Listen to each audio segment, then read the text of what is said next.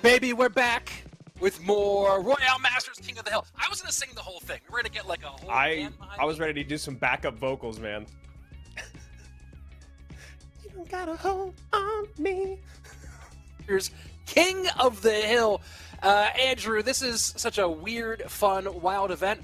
But for those people who are really into like the esports King of the Hill, this is a little bit different.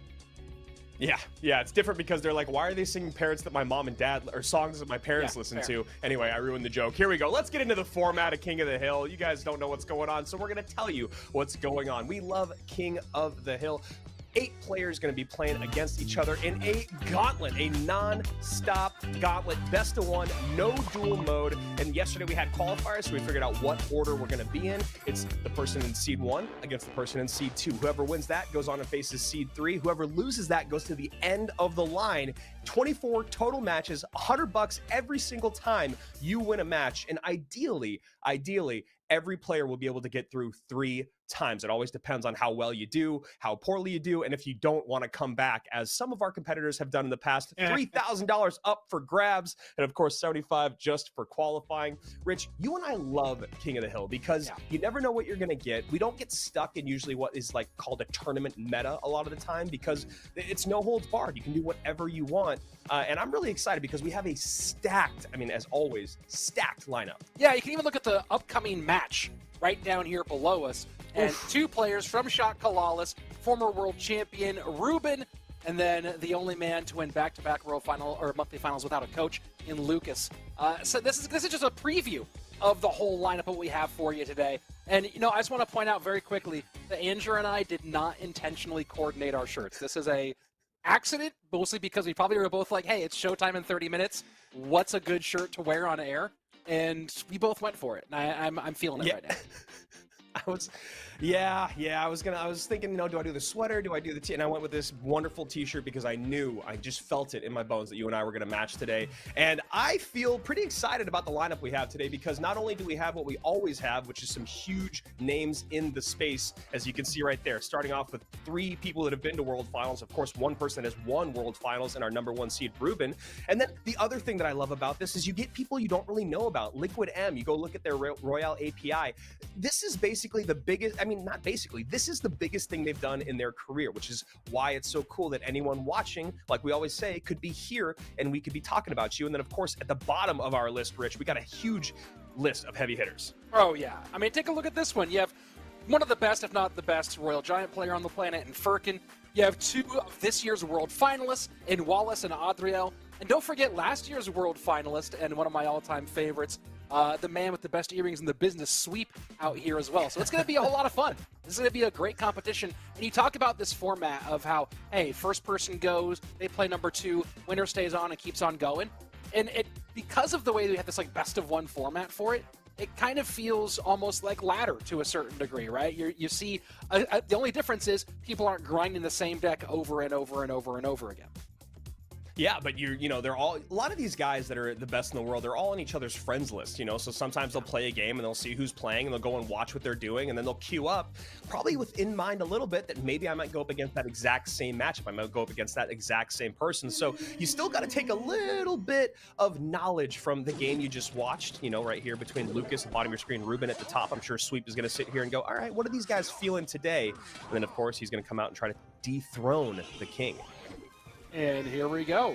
Taking things off with, hey, are both players playing minor? I, for one, am completely shocked.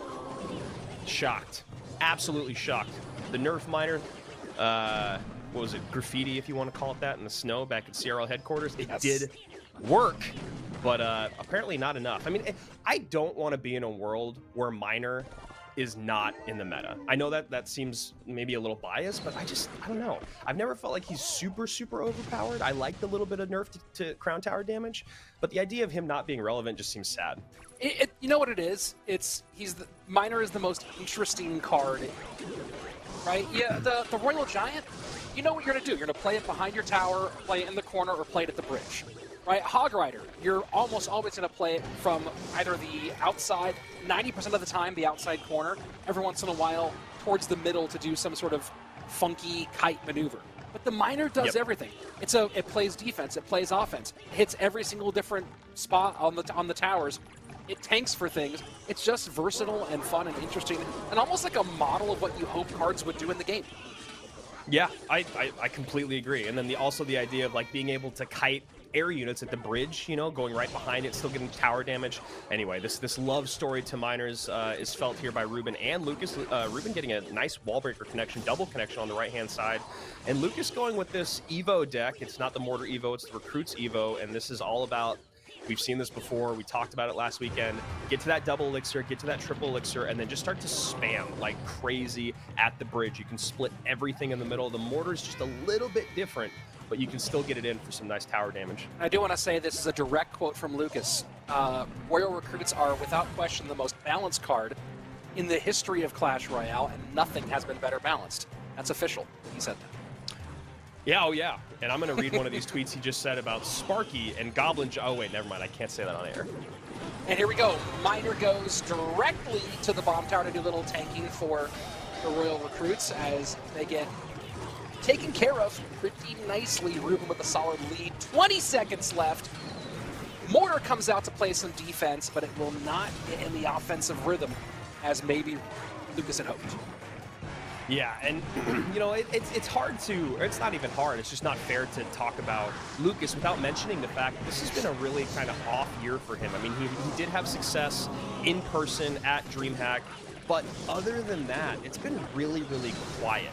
I think we all were expecting to see him at World Finals again. I think we were all expecting to see him at more monthly finals. So I'm just happy to see him here. I'm a huge fan of Lucas. I'm bummed he's not going to be at Worlds, but that's the name of the game, baby. You got to be able to get those wins.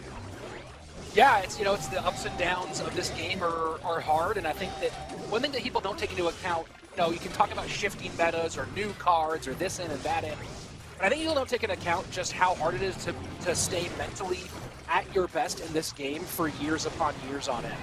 And yes, that's one of it's impressive when anyone, something like Morton, who's now making his 5th World Finals appearance in a row this year, that's absolutely stunning. And Lucas with 3 World Finals in a row, certainly a tremendous achievement, and hopefully we'll see him back again in 2024. So Miner going to get to the tower there, 654. And right now, Lucas just having a really hard time. I think his his heavier cycle, even with the Skeleton King, is just not getting back around enough. Wallbreaker gets through again. Poison comes down, Log to close it out. And Lucas just struggling to keep up with the pace of Reuben. And Lucas going with the recruits, which, as I said before, he believes are the most balanced card in the history of the game, and not able to get the pickup here. So just it's minor wall breakers, it's fast, and it's a nice win here for Reuben to kick things off. And I'm trying to remember, how much have we seen Reuben here at our King of the Hill competitions? I know, I was going to try to pull up the document, and maybe I'll just keep scrolling till I can find it, but I don't believe very much, to be honest. I mean, he's a guy that has felt like he just had a lot of his success in CRL this year in getting to the points from the monthly qualifiers and all that. I mean, I'll be honest, I was a bit surprised to see how well he's been doing this year, but I'm very happy that he's kind of back in form. And just getting word, this is actually Reuben's first time here in our King of the Hill competition. So fun to see him in the mix. And speaking of World Finals, I see Infinite Gaming with a question in our YouTube chat. When is World Finals? Andrew, when and where is Clash Royale League World Finals? Well, you can get tickets to Clash Fest right now already, and you should, because apparently they're selling out pretty quickly, which is awesome to hear. It's a great crowd there. It's going to be in Helsinki, Finland, once again at the exact same awesome convention center. It's November 24th to 26th. But I will put a caveat on that and say, make sure you look at what time it's starting. I think we'll post it in UTC. That way you don't miss it wherever you're staying. It might be the 23rd, it might be the 25th, depending on what time it is and where you are. So make sure you go and follow along with all things esports.clashroyale.com and of course Esports Royale EN on Twitter to see when World Finals are. And obviously a lot of players here, like you were just talking about at the top of the show, Rich, are getting ready for World Finals. And on Sunday we talked about Reuben because he was so good and then he seemed a little bit off as he closed out the day, and that's one of the things that I've been the most concerned about with him. He's one of my favorite players, but I just want to make sure he tightens things up before getting to Worlds, and that's why Royale Masters is perfect. Whether it's King of the Hill or traditional, he's getting his practice in, and it's really showing. Yeah, I mean, it's one of those questions of, when you talk about Reuben, how varied do we get? We saw some minor wall breakers here, right? It's not one of the big three for Reuben. So I'd love to see him doing more outside of the big three. I don't know who he's working with right now.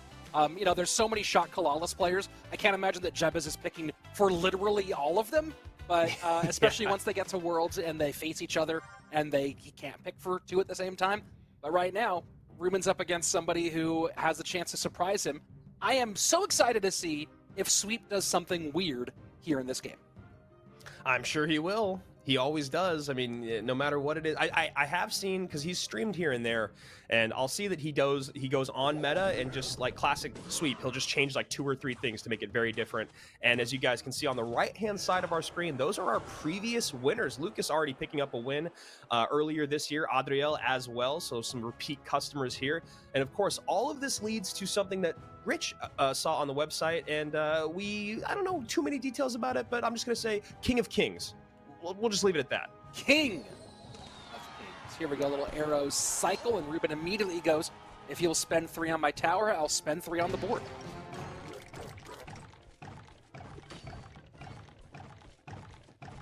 And Skeleton King out in 2 games back-to-back. It does seem like he's firmly back in the meta, as is the card you see at the top of the screen, the Executioner, absolutely everywhere. And you see Sweep go, okay, you're going to spend that much on the left, I'm going to go spend a lot on the right. Goblin Giant, an immediate Night Witch, but a pretty nice poison here from Reuben.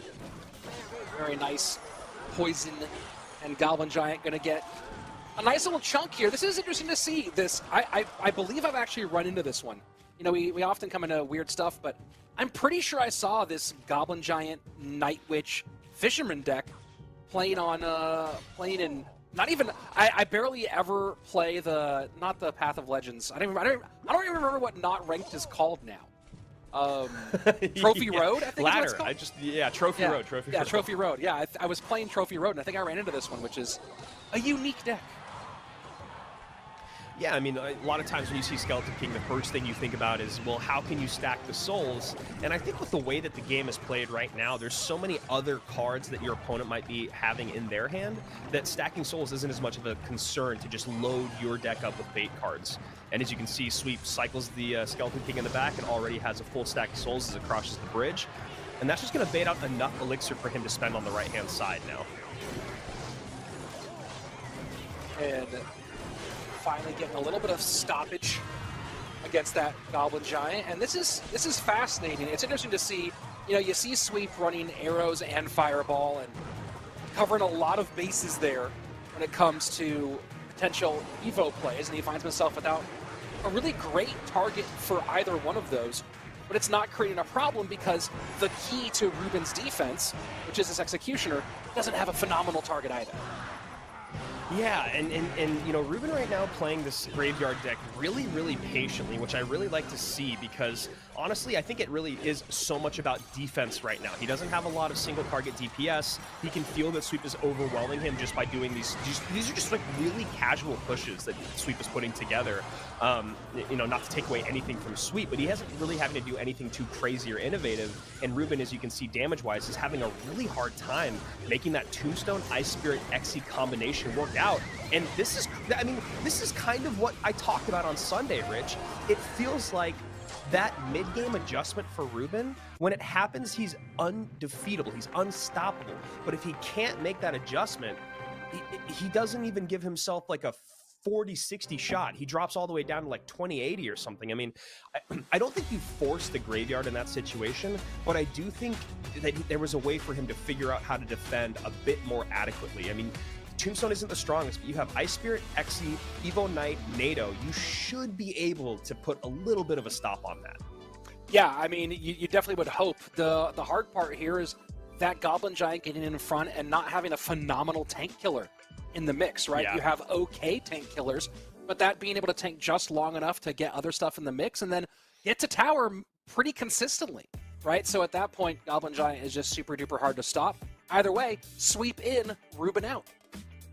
Yeah, and I guess the other part of it is that Sweep's deck is a 3.9 to get all the way back around, whereas Reuben's is 3.3. But if you cycle that Skeleton King in the back, it gives you the ability, like we saw, to get double Goblin Giants on the board. So, like I said before, jokingly, I'm not going to read what Lucas's tweet was out loud, but this is maybe part of that conversation of the Goblin Giant just being a bit too strong. Sure. He's really beefy, and the spears on the back, because Spear Goblins have gotten buffed numerous times, they have become a nuisance, you know, it's so funny, Rich, because if you think about when Goblin Giant just became popular again, it was just like, people were just like, well, let's try him out. It's been a while. Let's just try Goblin Giant Sparky. And then it felt like everyone was like, wow, this really is really working. And then the fact that Goblin Giant Sparky was so popular, then you have to kind of readjust the meta, especially with Recruits. It does so well against Sparky. And then we got the Dark Prince Mini P.E.K.K.A beatdown deck. And then now we had this sweet version. So I think Goblin Giant maybe does need a closer look from our balance team.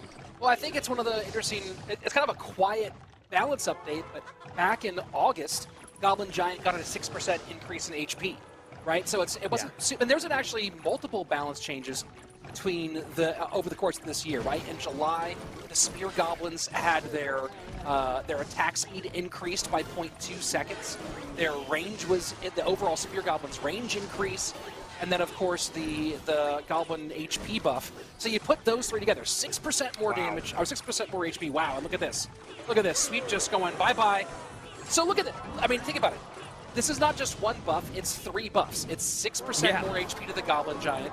It's the range of the spears being increased by half a tile, and the speed of spear attacks by 0.2%, by 0.2 seconds. That's a lot. That's a lot all for one card.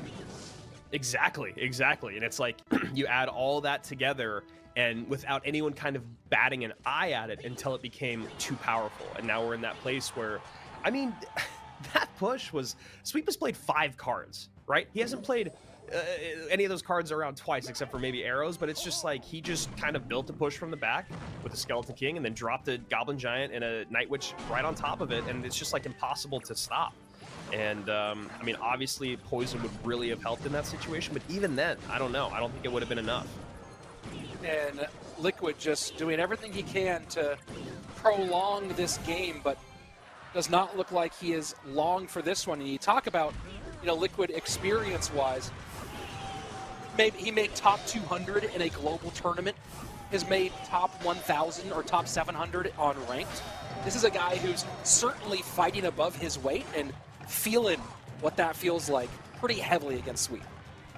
Yeah, I mean, you're talking about a guy that literally has no competitive accomplishments under his Royale API tag, and that's not a slight on him. That's just how you start your career, as opposed to someone who was just at World Finals last year. So, and has been in the game and a dominant name in the game for a very, very long time. Big shout out to Ali Burkhan.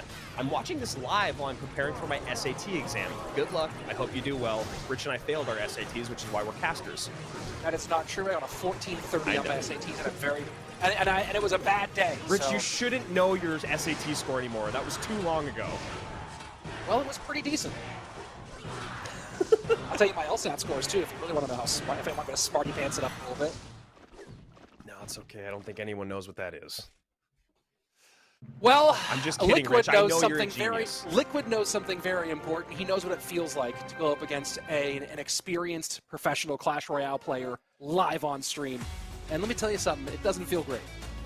I just don't. This deck is so interesting to watch. Like when you watch how this match started, it was so simple for Sweep. He literally just cycles Skeleton Dragons in the back, drops everything up at the bridge on the left-hand side, and then that's it. That's just the game. I mean, he even had his opponent, he got recruits at the bridge to stop the Night Witch and the Skeleton King, but the problem is the splash from the Skeleton King, the bats from the Night Witch, and then we were talking endlessly about goblins and spear goblins and all that, but the arrows were there for Sweep to clean them up as well. So there was just basically nothing down low, everything was caught up high, and the Goblin Giant just walked right on through to tower. This is the type of deck that I look at where I want to play it, and then I'm terrible with it. Yes, I think that's maybe the best evaluation possible. You're like, this is so cool and so fun, and then you realize that not only is Sweep a better, more experienced player, but that Sweep this is the kind of deck where understanding exactly how you need to play it in every matchup is so critical, right? Same thing when you want to go play one of the weird one-trick decks, right? One of the weird heavy one-trick decks that are out there, and you go, oh, I see so much success happening here.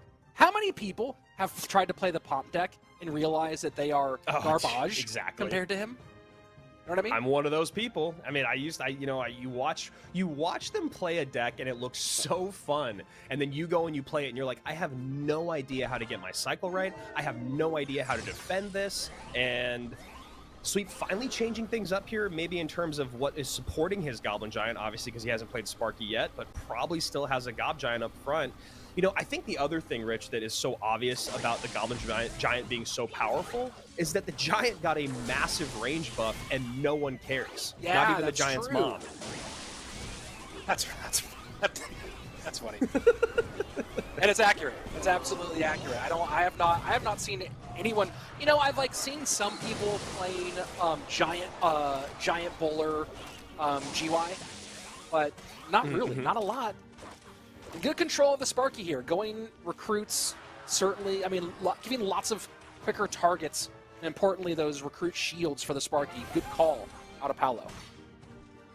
I think the other thing that I've really noticed about this deck that, just the way that Sweep has been playing today is his air cards have been getting a lot of value, right? The Night Witch, the bats were getting so much value in those previous two games. Here, the minions again. There's not a lot of good ways to get on top of the minions, and right now, Paulo is getting some great damage on that left-hand side.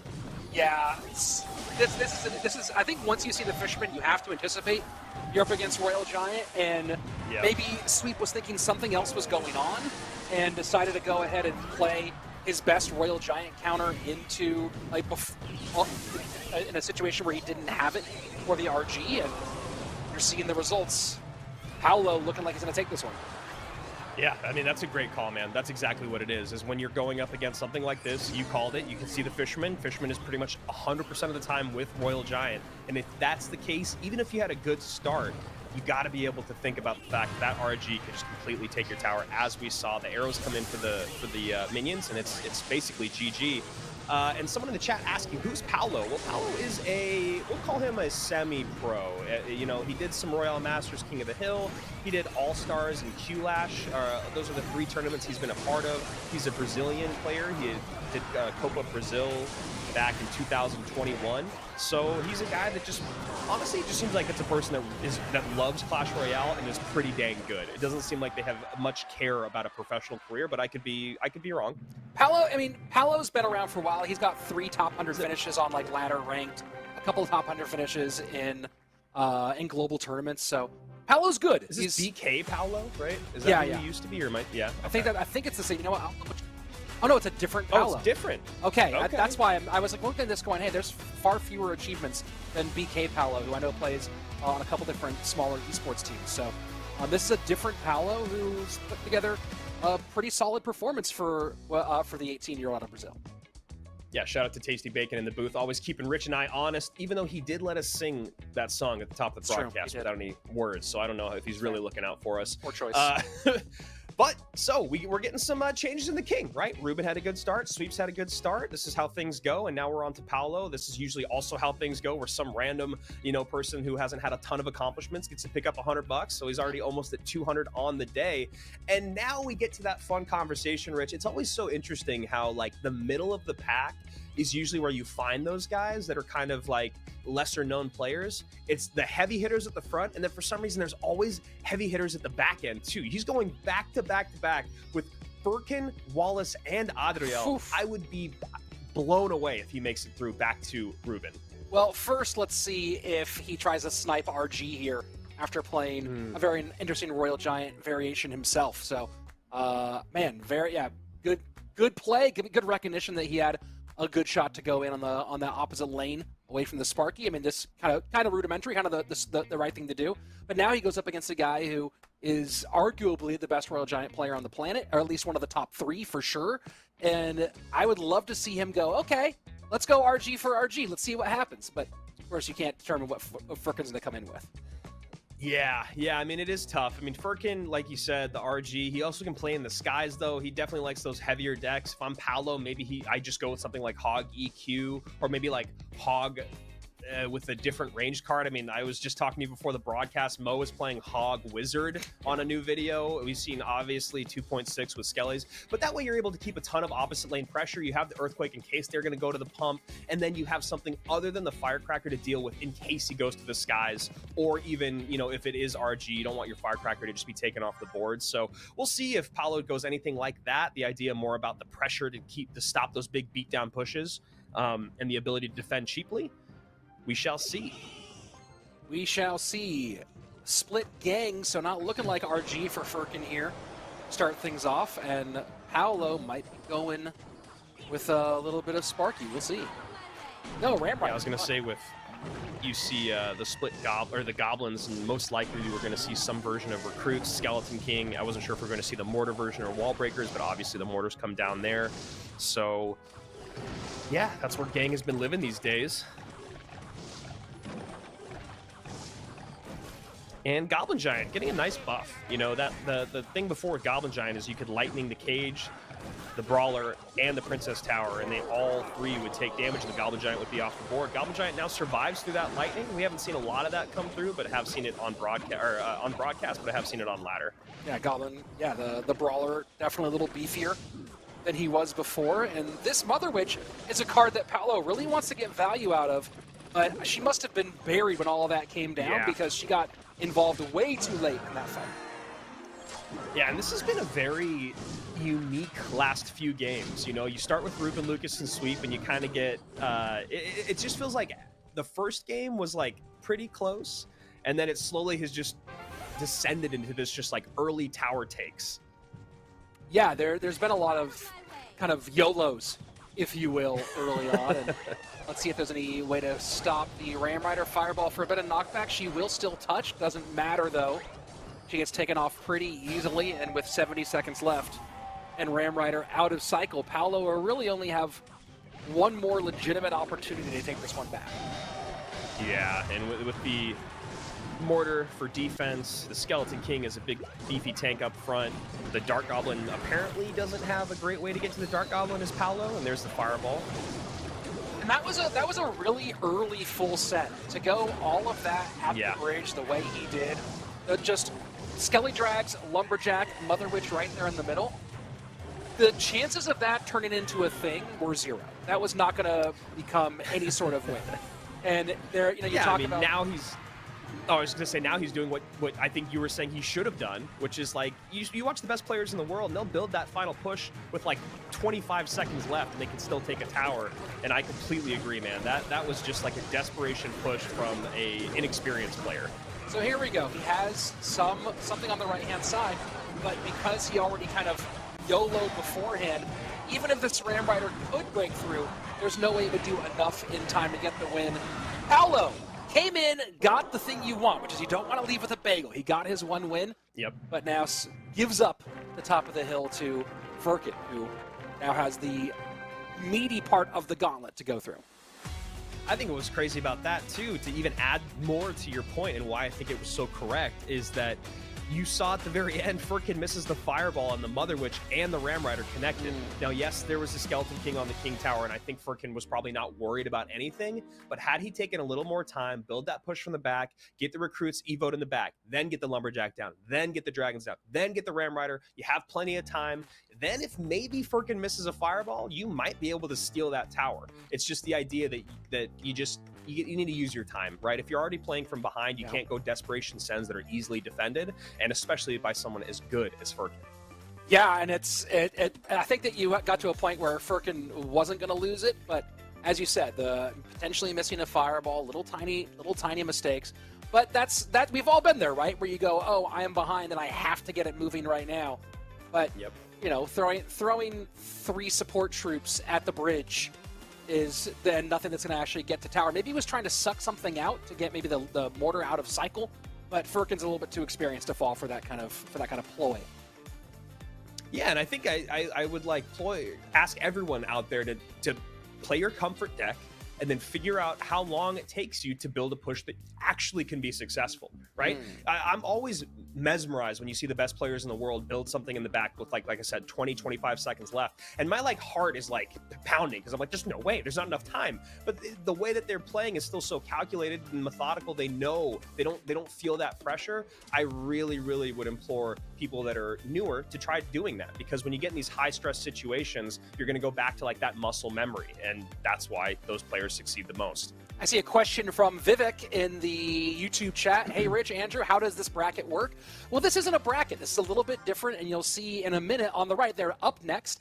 This is essentially a go around the circle, go through the cycle match. So you play the next person. Right now it's Furkan and Wallace. The winner will play Adriel. The winner of that plays Lucas. Winner of that, Reuben, then Liquid, then Sweep, then Paulo, and then back to whoever loses this match, and they cycle through for 24 total matches, 24 total games, and you win $100 for every game that you win. If you win, you stay on and keep trying to earn more money. If you lose, you go to the back of the line. So it looks like we're going to see some form of Goblin Giant here against Graveyard. And Shamsul asking, how do we decide who's the king of the hill? The qualifier was yesterday, and at the end of the qualifier, there was a bracket to decide the order that we began with throughout to start our day. And then from there, once we start playing, it's stay on and keep winning. Yep, whoever wins, you stay on. Nice. I like this here by Furkan. He just sees the Inferno Dragon out of cycle, immediately goes opposite lane with Goblin Giant plus Mini P.E.K.K.A. The Mini P.E.K.K.A. is really the scary part of that, but a nice defensive freeze and a surround goblins here by Wallace. So now now Furkan knows all the tricks that Wallace has up his sleeve with his Graveyard freeze deck. Yeah, although now I'd be surprised if Wallace lets that Inferno Dragon get into a funky spot again. He's not going to get caught flat-footed against that Goblin Giant. He'll have an answer planned pretty consistently. Yeah, and with only 6 elixir in the tank here for Furkan, it would, even though the Inferno is out of cycle, it would be ill-advised to just go hyper-aggressive at the other side of the bridge. But I was going to say maybe he just drops it behind this Inferno here, but instead opts to just go a little cheaper with the Knight. A little cheaper with the Knight, and he just sucked out a nice little elixir advantage, 2 up, and there he goes, Goblin Giant behind. So well read, well prepared, but that is going directly into an evolved Knight, and not much for him to do about it. And Vivek here saying, so the person winning most is the champion. Yeah, at the end of the day, the person with the most wins and the most cash will be our winner. And as you guys can see here on the graphic on the right, not this one, but the other one shows our previous winners. Those are all people that have come through and had great success.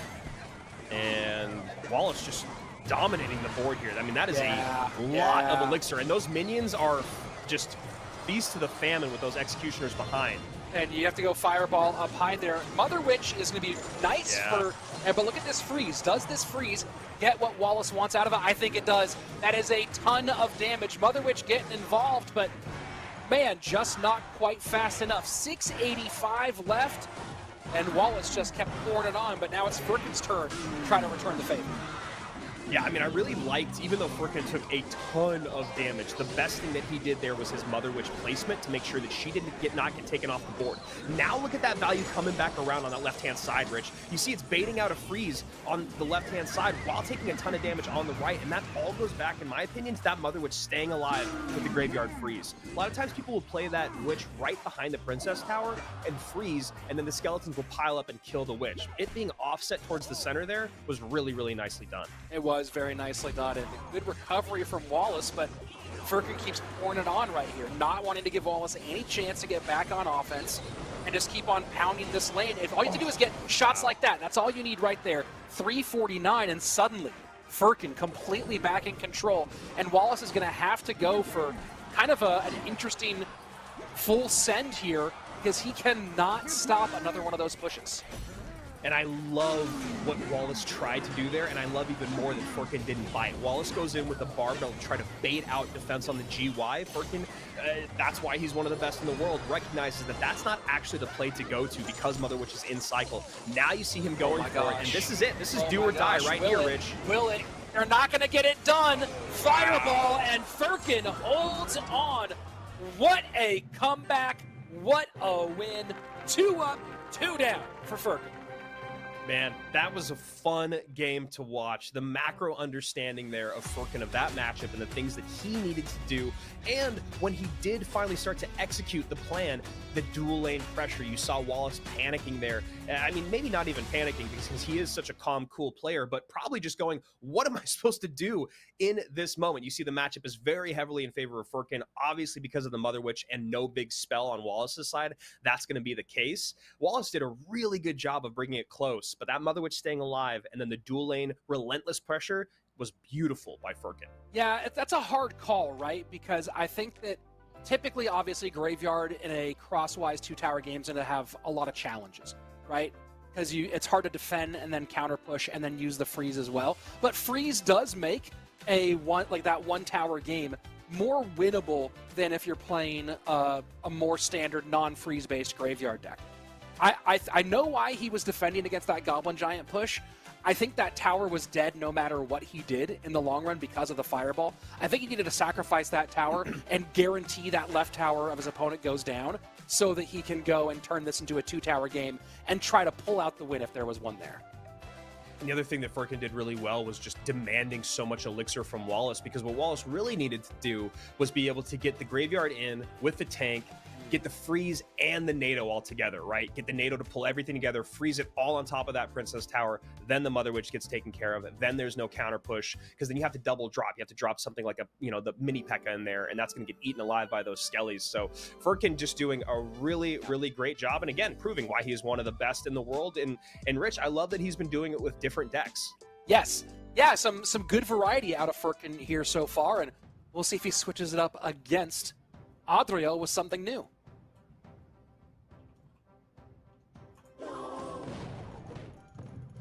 Adriel, going to be at Worlds, contender for Rookie of the Year last year, Rich, is that right? Or did you just straight up call him that? He was a pretty strong contender. I mean, he was one of the two, Adriel, Ardentois, and Hasael. There were 3 players end of 2021 who all put up late season performances that made you think, hey, these guys are going to be really dangerous in the following year, in 2022. Obviously, Ardentois, the only one who made it to World Finals. You can't call Adriel, especially when you really know Adriel's history too, going all the way back to CCGS. You can't really call him a rookie these days.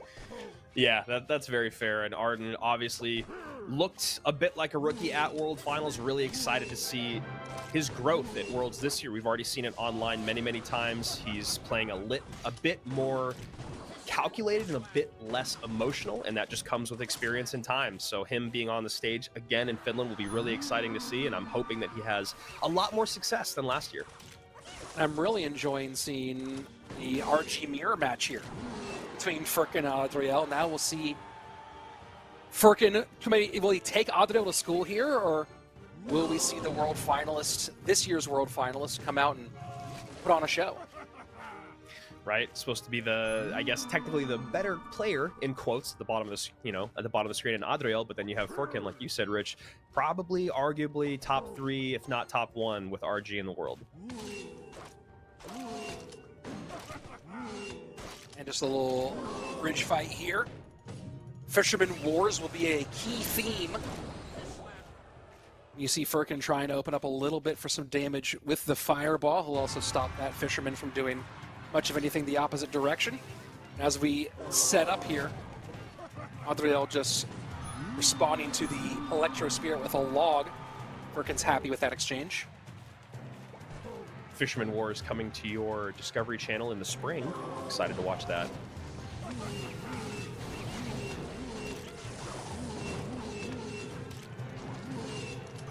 And, I mean, this is kind of just how it's going to go. It's just going to be defense. Oh, well, that's a bit of a change there. Yeah. And that's going to be a really interesting conversation. I was going to say it's going to be defense, defense, defense, and then we're going to go on offense, and then someone's going to get the Fisherman pull over the middle, and that's going to be the end of the game. But the recruits definitely changed that conversation up quite a bit. It's going to be a lot harder for that Fisherman to get the target that he wants. Oh, and the Electro Spirit goes to the Fisherman of Adriel rather than the Royal Giant. And so now that dual lane damage comes in spades. 1996 on the right-hand side, 2187 left-hand side. Adriel has taken a nice little advantage despite being behind in overall and specific single tower damage. What's really unique about this is you see how late the recruits are played on both sides. Usually you want to get the recruits out or any Evo out as early as you can to make sure you can get that Evo cycle in, but these guys both recognizing the matchup, recognizing how easy it is to defend. Recruits just cycled in the back. They just opted to get different units on the board and try to steal tower damage. I think that's a really interesting thing.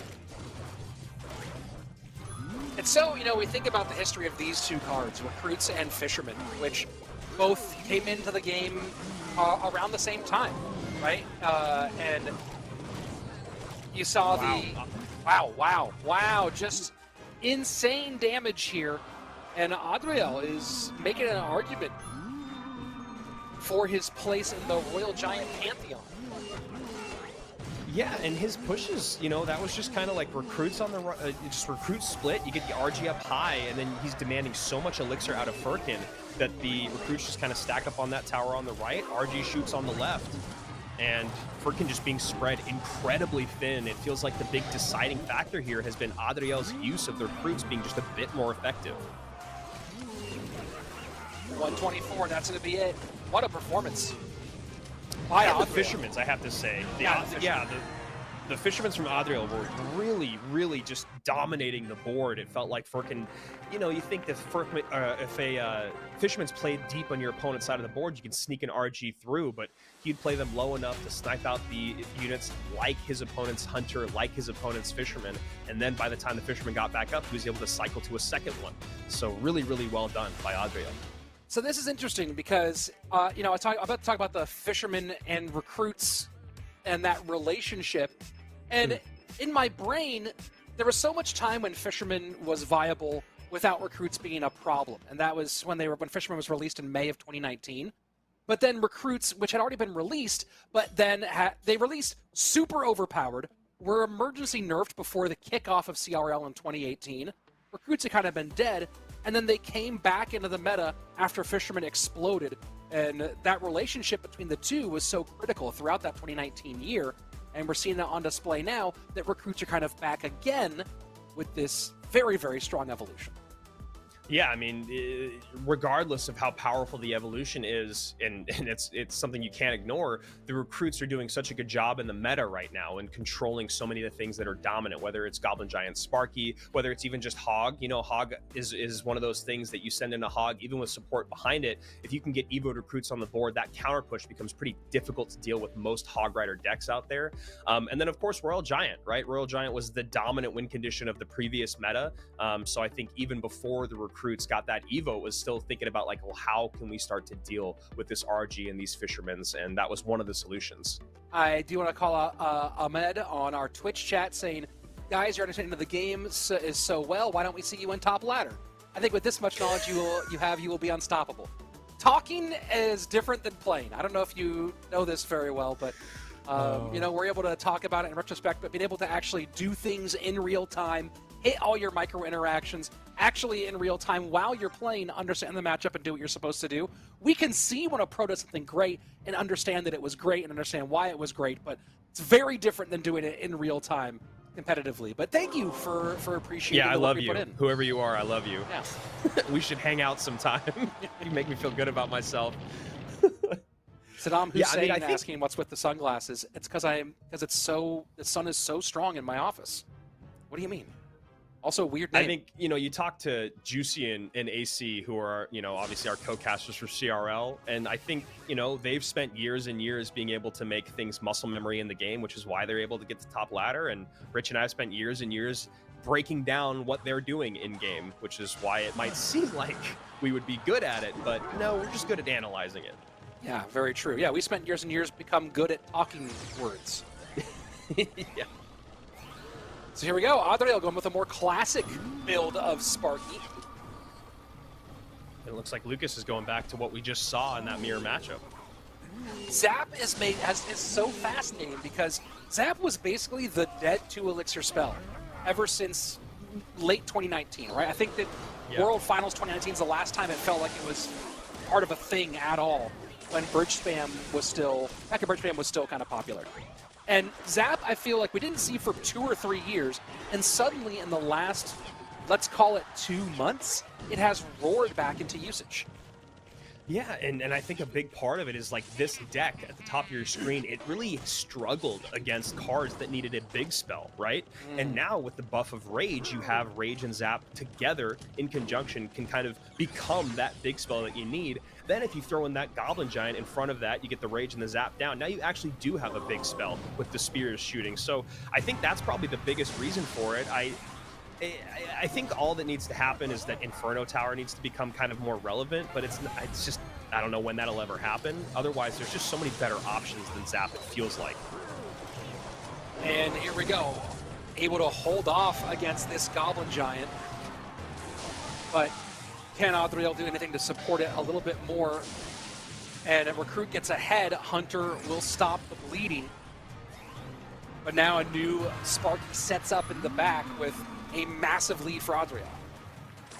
Yeah, 1480 on one side, and basically, I mean, we'll give Lucas credit. That's how it's going to go down to 1953 with that Royal Ghost push. But now we have a scary, scary push on the right to defend.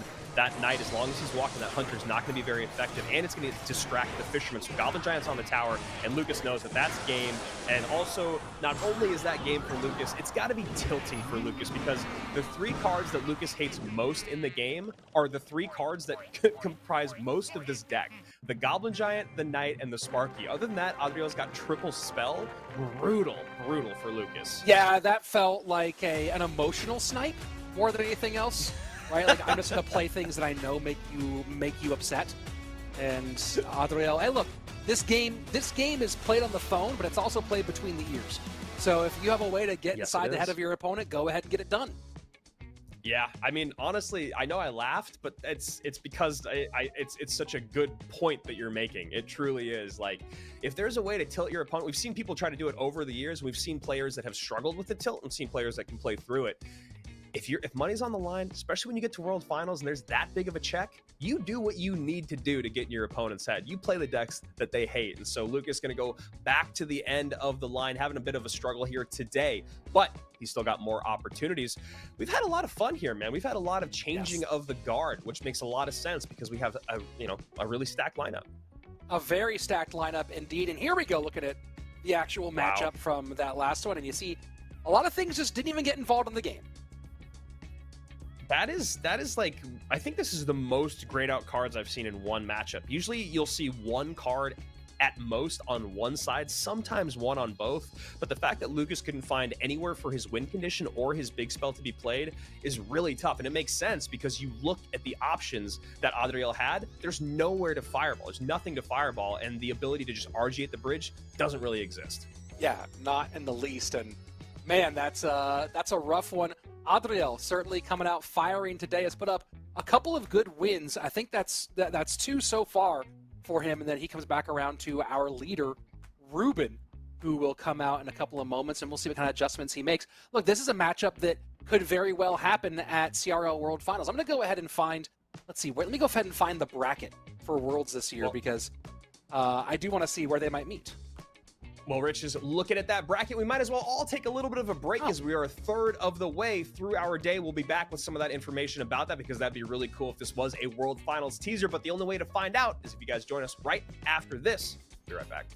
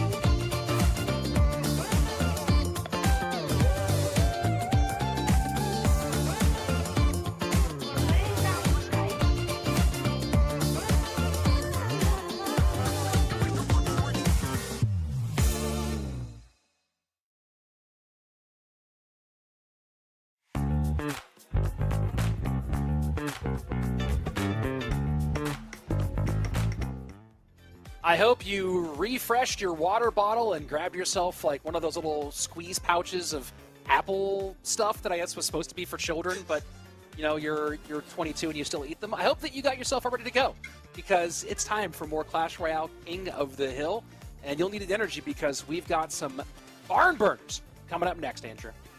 Do you remember Go-Gurt? I do. That's gross. That was weird. That was no reason that you needed to put yogurt in a tube. But we did it for like a decade, and we ate it or drank it as kids. I don't know. Yeah. I'm glad that we're on to applesauce now. But here we are. Adriel and Reuben back up. Both these guys have picked up some wins here today. Adriel is currently on a 2-win streak, which I believe that's what Reuben had. Let's take a look here at our leaderboard. I knew we were going to do that when we came back, and here we are. And then obviously, Rich, you could let us know about that bracket in just a moment. But this is our leaderboard as of today, and no surprise here other than maybe the fact that Lucas and Wallace have zeros, goose eggs for right now, but we are only a third of the way through the day. There's a lot more to be played, and just like we always say, we would love to see everyone get at least one win, and I'm sure those guys, the bottom 3 spots, feel the exact same way. Sweep, Adriel, and Furkan all tied at 2. And right now, Reuben looking to meet them with a win over Adriel to take that King of the Hill spot. This is a fun one, Rich. Are they going to be playing each other at World Finals? I mean, they obviously could potentially do that. They could eventually end up there, but it would take a lot of stuff to happen because they are on different sides of the bracket. Reuben's first round matchup will be against the I would say, breakout player of the year in Pedro. And on the other side of things, Adriel, he's drawn Mugi for his first round matchup, and they would not meet until... Who's that? He's got really great hair. That's his thing mostly. Yeah, Mugi really does. I think that we always talk about like Sweep and Lucas, maybe even Juicy J. I'm a fan of Mugi's hair. It's been perfect for year after year after year. And yeah, Mugi as a first round draw is tough. That's when you go, man, I'm so happy World Finals is double elimination. Yes, indeed. And Adriel sets up the defensive miner to set up against Reuben, who's back to miner wall breakers, and let's see if he's going with the magic archer or if maybe going with the recruits variation. No, I think we saw Reuben play this the other day, actually. Yeah, I mean he's got the knight down, so you would think that the recruits obviously stacking that would be odd, but going into recruits is tough, right? That's one of the reasons why the Evo recruits were such another dominant force when they came out, was they do so well against that Evo Knight, obviously keeping him in place, stacking up around him, getting a lot of single target DPS in. So that's kind of a nice thing here for Adriel, who also has a bomb tower, also has Skeleton Dragon. Skeleton Dragon's going to be a bit annoying to deal with. Well, there are so many decks in the game right now that don't run Poison or Fireball. So you understand why Skeleton Dragons are kind of getting a little extra love at the moment. It's a little bit harder to deal with them than it usually is with the decks that were more popular for the last couple of years. Pain Doctor here says, because you can't eat yogurt without a spoon, you'll understand when you have kids. I mean, that's actually probably the best response. I mean, it still doesn't make it less gross, but, you know, it's a good breakdown for us. Thank you, Dr. Pain Doctor, whatever. Yeah, but they said they marketed Gogurt as like, are you skateboarding right now? Right? Like, Yes. So, I don't know. Are you skydiving and hungry? Are you and your dance crew about to battle in an empty pool? We have fun here. I'm not enjoying myself at all. This is terrible. So right now, no big spells shown on either side, which makes these Spear Goblins and Skeleton Dragons really, really annoying. It feels like there has to be, and there we go. Finally, the poison comes out from Reuben. We'll see if that's the exact same card for Adriel as well. At 1484. Nice little lead for the moment for Reuben. And you know, I think the interesting thing, we talked about sort of the ups and downs and challenges for Reuben, the World Finals hangover, some of the deck choice, the deck selection difficulty he's had here.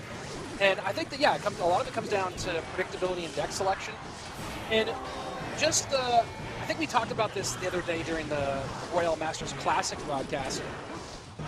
The shift from the team-based practice schedule to however you practice as a completely solo player, and what that's done to his regimen. And some players, they can practice in a variety of different ways. Some players need certain types of structure. I do wonder how that's impacted Reuben over time. I mean, I think that's a really great point that you make. You know, I've spent most this year working with Tennis Channel, and I've always enjoyed watching tennis, but I've never watched it intimately. And that thing of being on your own as opposed to being on a team, the mental wear of losing when you have no one there other than just your coach and just your friends and family to pick you up, as opposed to an entire team that experiences that loss and win together.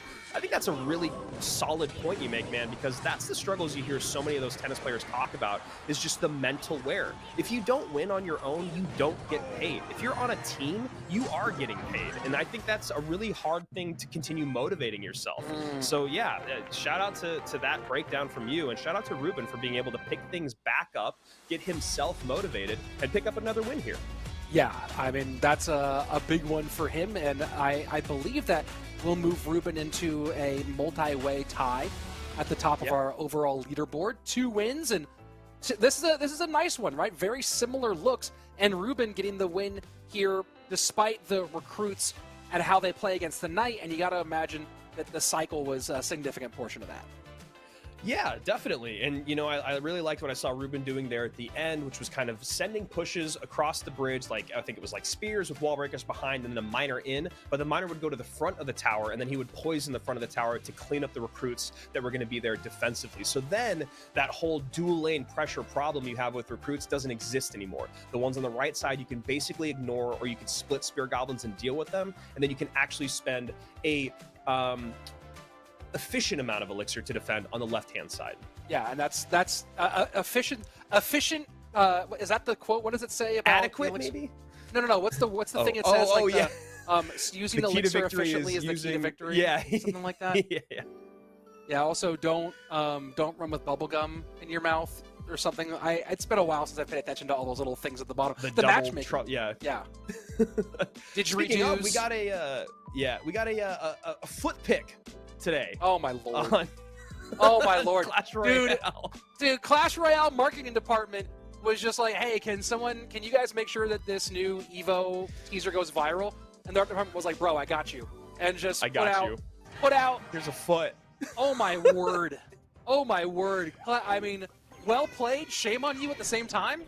Like, that's I think it says more about us as consumers though than CR. They're just playing the game that they're supposed to. Late Musketeer there from Reuben doesn't get both wall breakers. A bit frustrating for him as Liquid gets a nice connection on the right-hand side.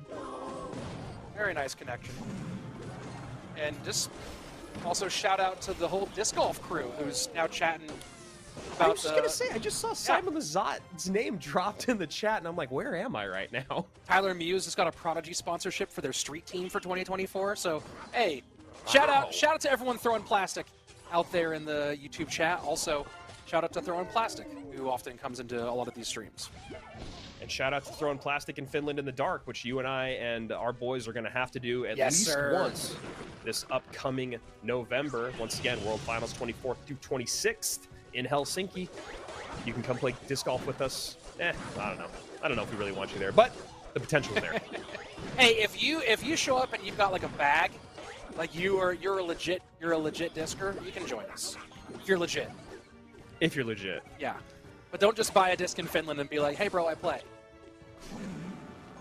So Reuben here doing, I mean, Rich, maybe he listened to the broadcast. Maybe his coach talked to him about his deck variability, right? Because today we haven't seen any Hog, we haven't seen any RG, we've seen him playing a lot of different things, mostly wall breakers, but now he's coming out with a different look, and I love it, right? You got to adjust, and it seems like he's doing that, or at least very, very attempting it.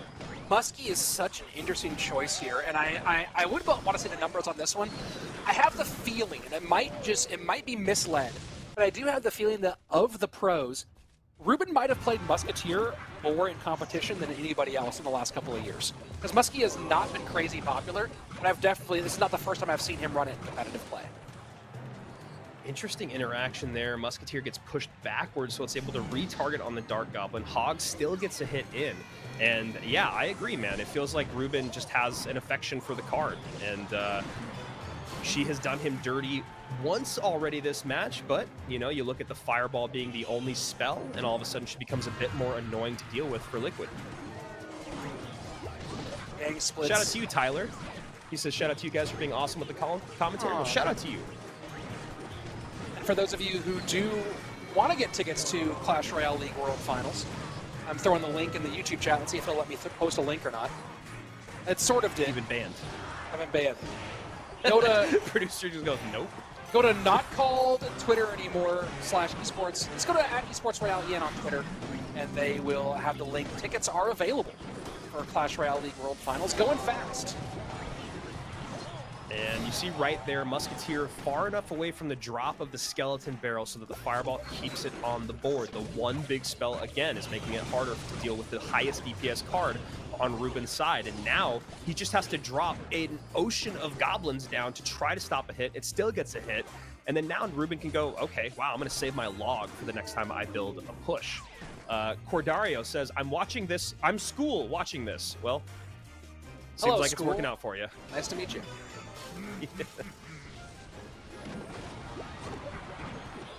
Man, if I had the ability to just be on a smartphone back in middle school and high school and stuff all the time, I don't even know if I would have graduated. Bro, that would have been so devastating.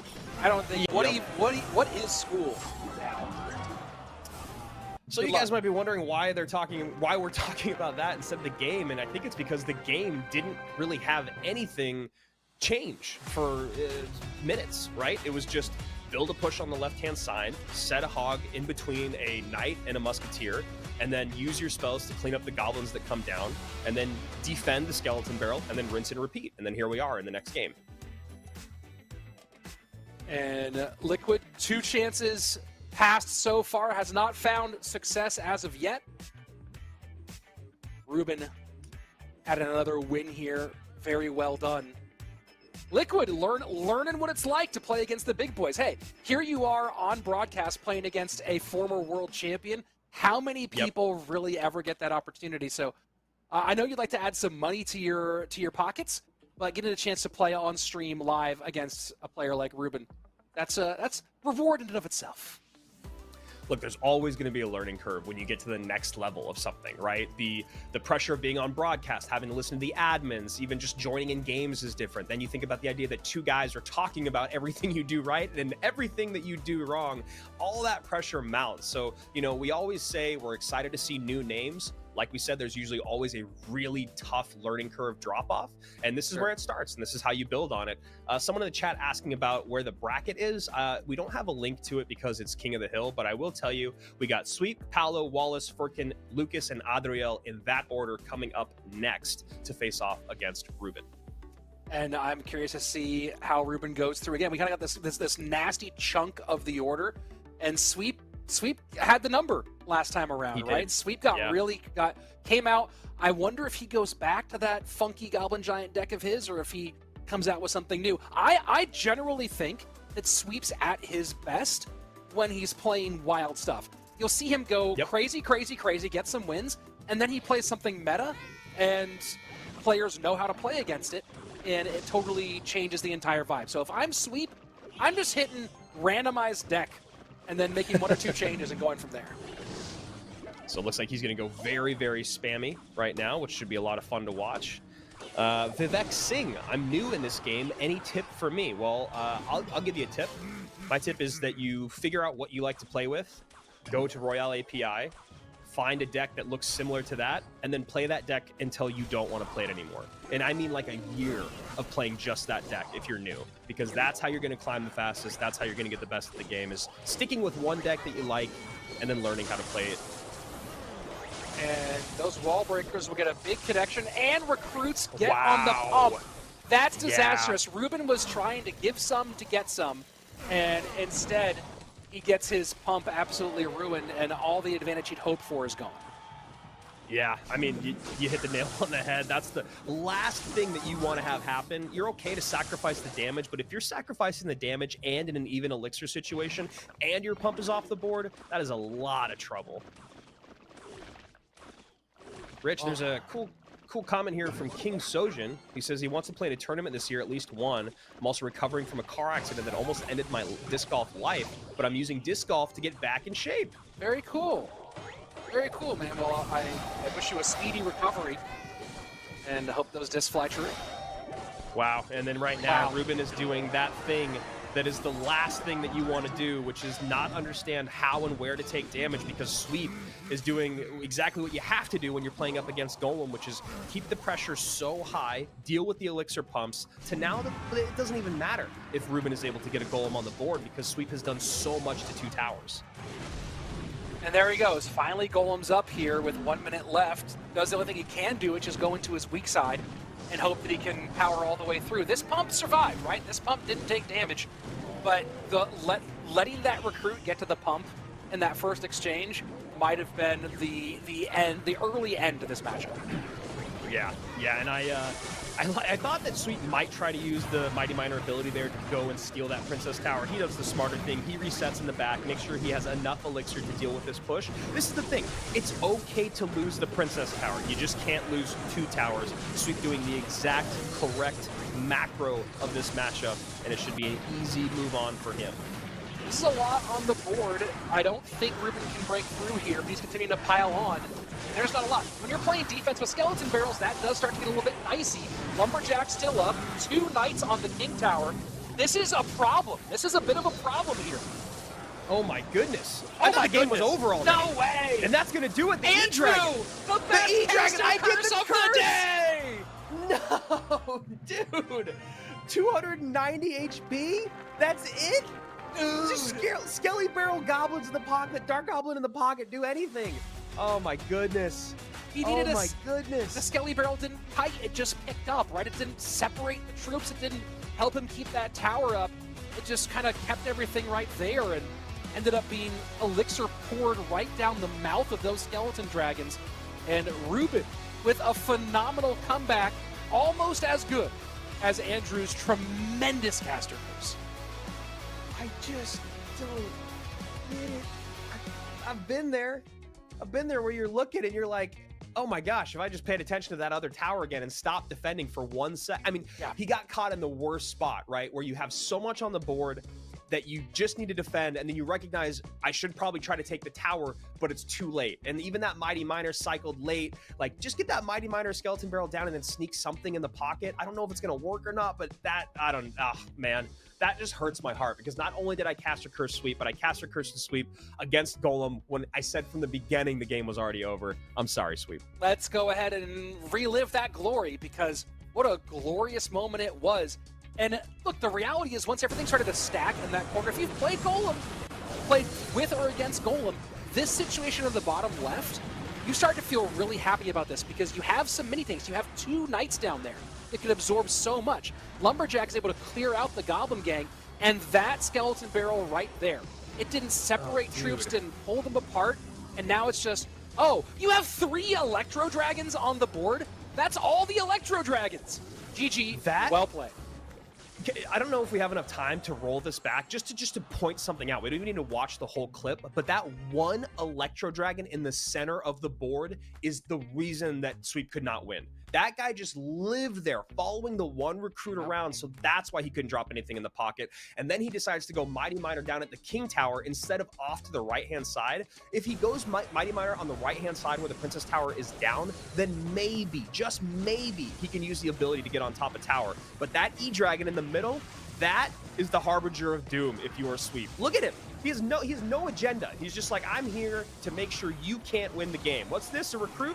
Cool, let's follow him around. Let me just sit in the only place that you can drop a unit that might actually do something. So really great job there by Reuben to just control the board with that 1/5 elixir card. And then like you said, man, by the end of that push, 3 Electro Dragons on the board, Rage on the King Tower. Worst caster curse in my career, it feels like. That was, I called that minutes ago. Look, to be fair, I thought it was over pretty early too as well. But you know, I didn't split my 8s. You did, and that was quite the double down. And I, as a fan and as a connoisseur and chef of great casters curses, mwah, kiss to you there.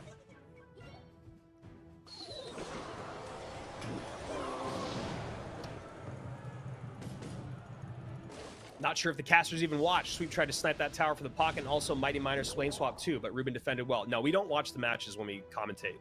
Yeah. We just We just think about what can happen, and then we just say things. So thank you for that breakdown, Bo. We didn't just spend a whole time on that replay talking about that, but hey, man, you do you.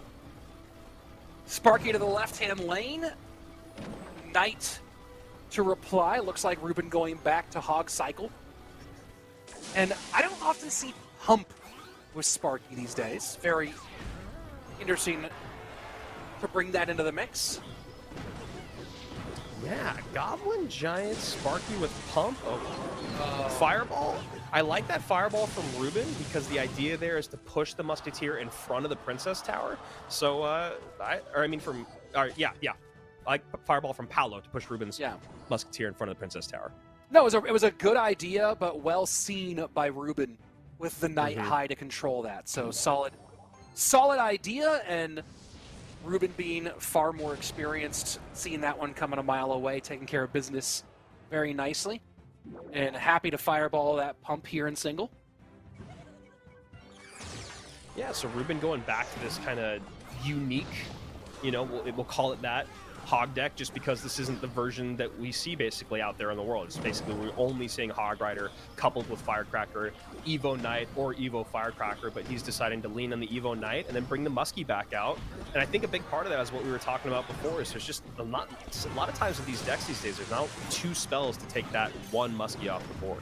And what a nice placement of the Knight there from Reuben to make sure he could absorb 3 Sparky shots out of that one. He played the Knight to the outside corner, knowing it would follow the Goblin Giant and that damage reduction would be there to help it tank those Sparky shots. Very smart play, and that's why, even when it's overpowered, conceptually, I like the Knight Evo. It's one of my favorite ones because it changes some of how you play the card, unlike a lot of the other ones where they don't really change the way you think of them, they just make them stronger. Yeah, and it really gives you that ability to kind of come back from an elixir deficit so that you don't get caught in the same game cycle over and over and over, right? If it's just a regular Knight, it's going to be impossible for Reuben to defend adequately and then ever get back on defense without sacrificing his ability to defend the next push. So that's why getting those Evo Knights on the board is so important, because not only you get to recoup, you get to kind of get an advantage back.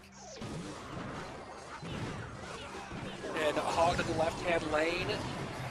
Log trying to clear this room. The Musketeer work from Reuben has been phenomenal. You saw how it worked so well in the previous defense, and he's been protecting it so well. And anytime you play Hog Cycle, and this is very close to 2.6 Hog Cycle, right? You have the Bomb Tower instead of the cannon, you have the Knight instead of the Ice Golem. And one of the key pieces of this deck, protect the Musketeer, Reuben has done it tremendously from bell to bell.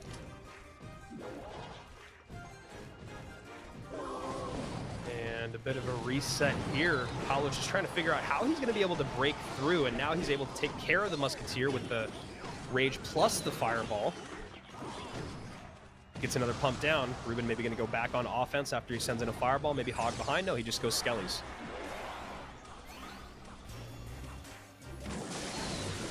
Just barely doesn't get that Knight connection on the right-hand side.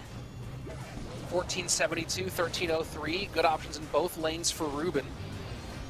And now that we're in triple, Reuben doesn't mind about that elixir pump. He knows that that's not really where Paulo's going to spend his elixir. For you guys that aren't sure about that, it's not really worthwhile to get elixir pumps down in triple, because the elixir is flowing so rapidly that elixir advantage usually won't be much of a factor, which is why you're seeing both these guys opt to start using their spells more than using that pump and then spell the pump off.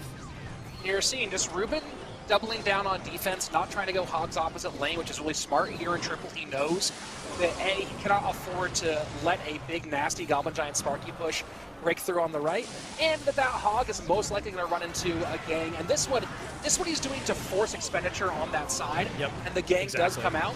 But very smart, just holding off, not trying to push opposite lane during most of triple, doing it in the last 10 seconds so that Paulo cannot overcommit that right-hand side and steal a win. Very, very nicely played from top to bottom from Reuben. A really beautiful game.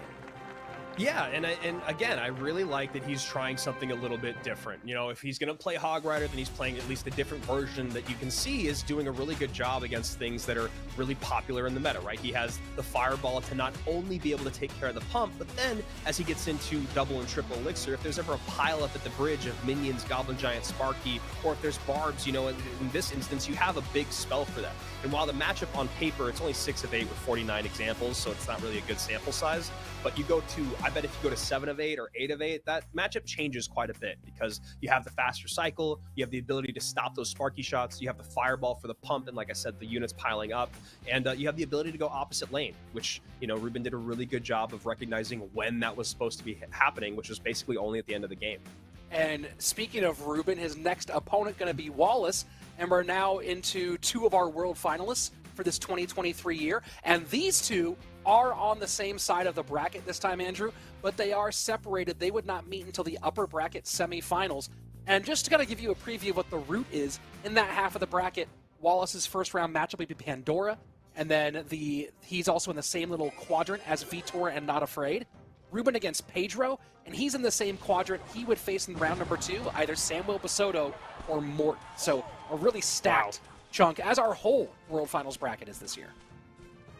Yeah, Samuel Basoto, so excited to see what he's going to bring at World Finals.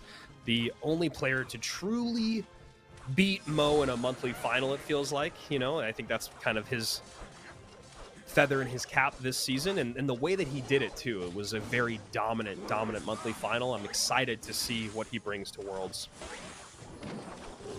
It will be an absolute blast to watch.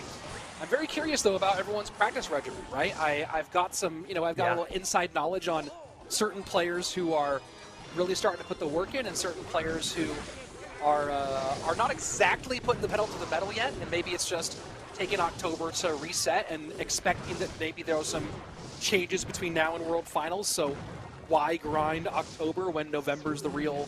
Hey, that might be actually might be a thing, right? Is why not take a little rest here in October and then gear up for a nasty November?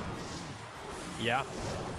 Yeah, you know, and nasty is this counter push here from Wallace. I love what he did because he got his flying machine cycled to the right-hand side of the board, but still was able to clean up skeletons from the graveyard on the left, which is why you saw that great dual lane pressure come in. The flying machine able to stay alive. That made it so that Reuben could not poison out the flying machine plus the skelly dragons plus that barbarian.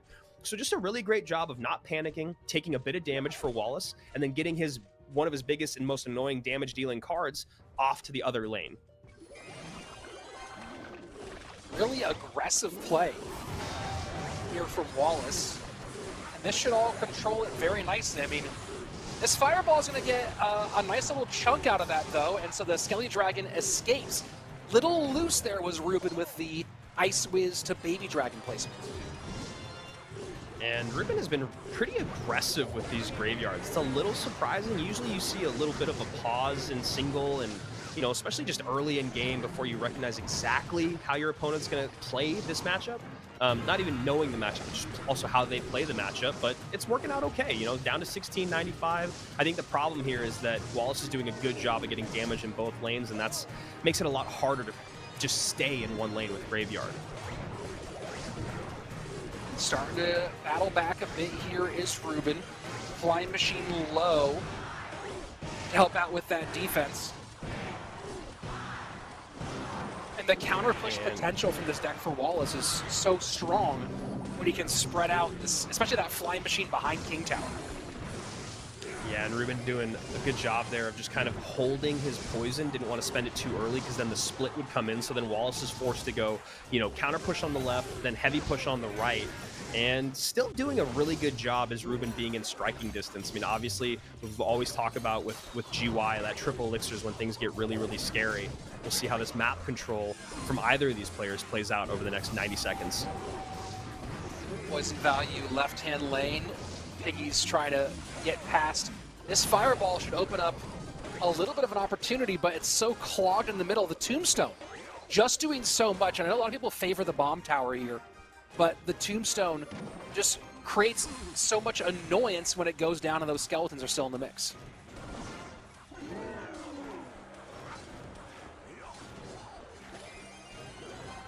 Some good fireball value on the left-hand side. Don't know if Wallace will go for it.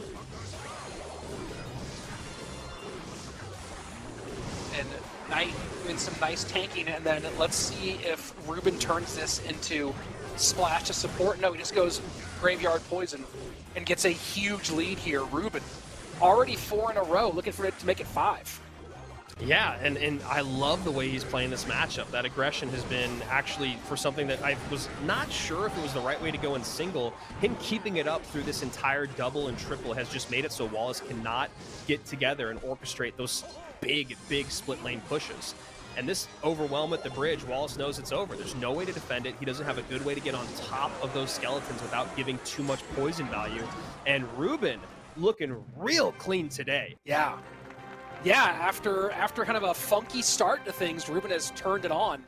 And I believe that's now, is that 5 in a row? 6 total wins? Either way, that's a nice chunk of cash put in his pocket here on a Wednesday.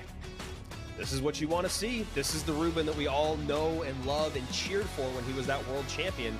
It's just smart play, methodical play. He doesn't play his NATO once. I always love to see games that go that long and then the winner avoid using a card. It just shows their understanding of the macro and the matchup.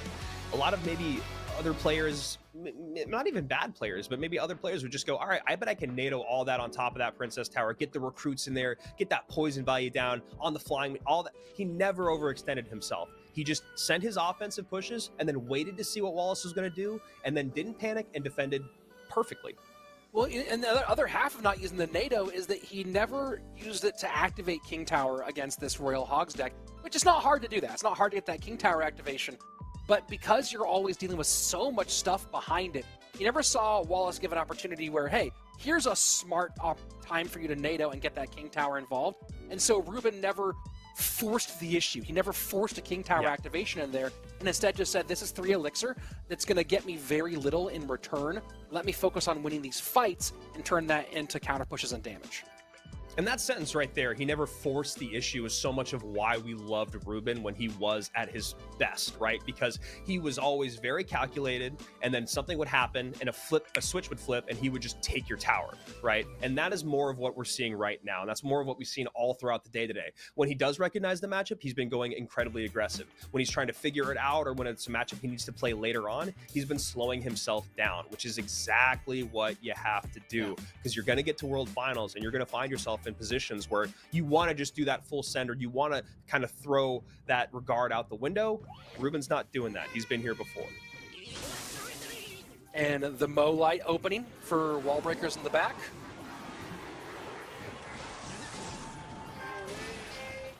Forcing your opponent to leak a little bit of elixir and think about how they want to respond more. And you see Reuben throwing 8 elixir on the board in response to those 2. A very nice little rage here. The recruits do pick it up. And I like Furkan, that a lot. Very nice. Because these recruits are going to be pretty unsupported.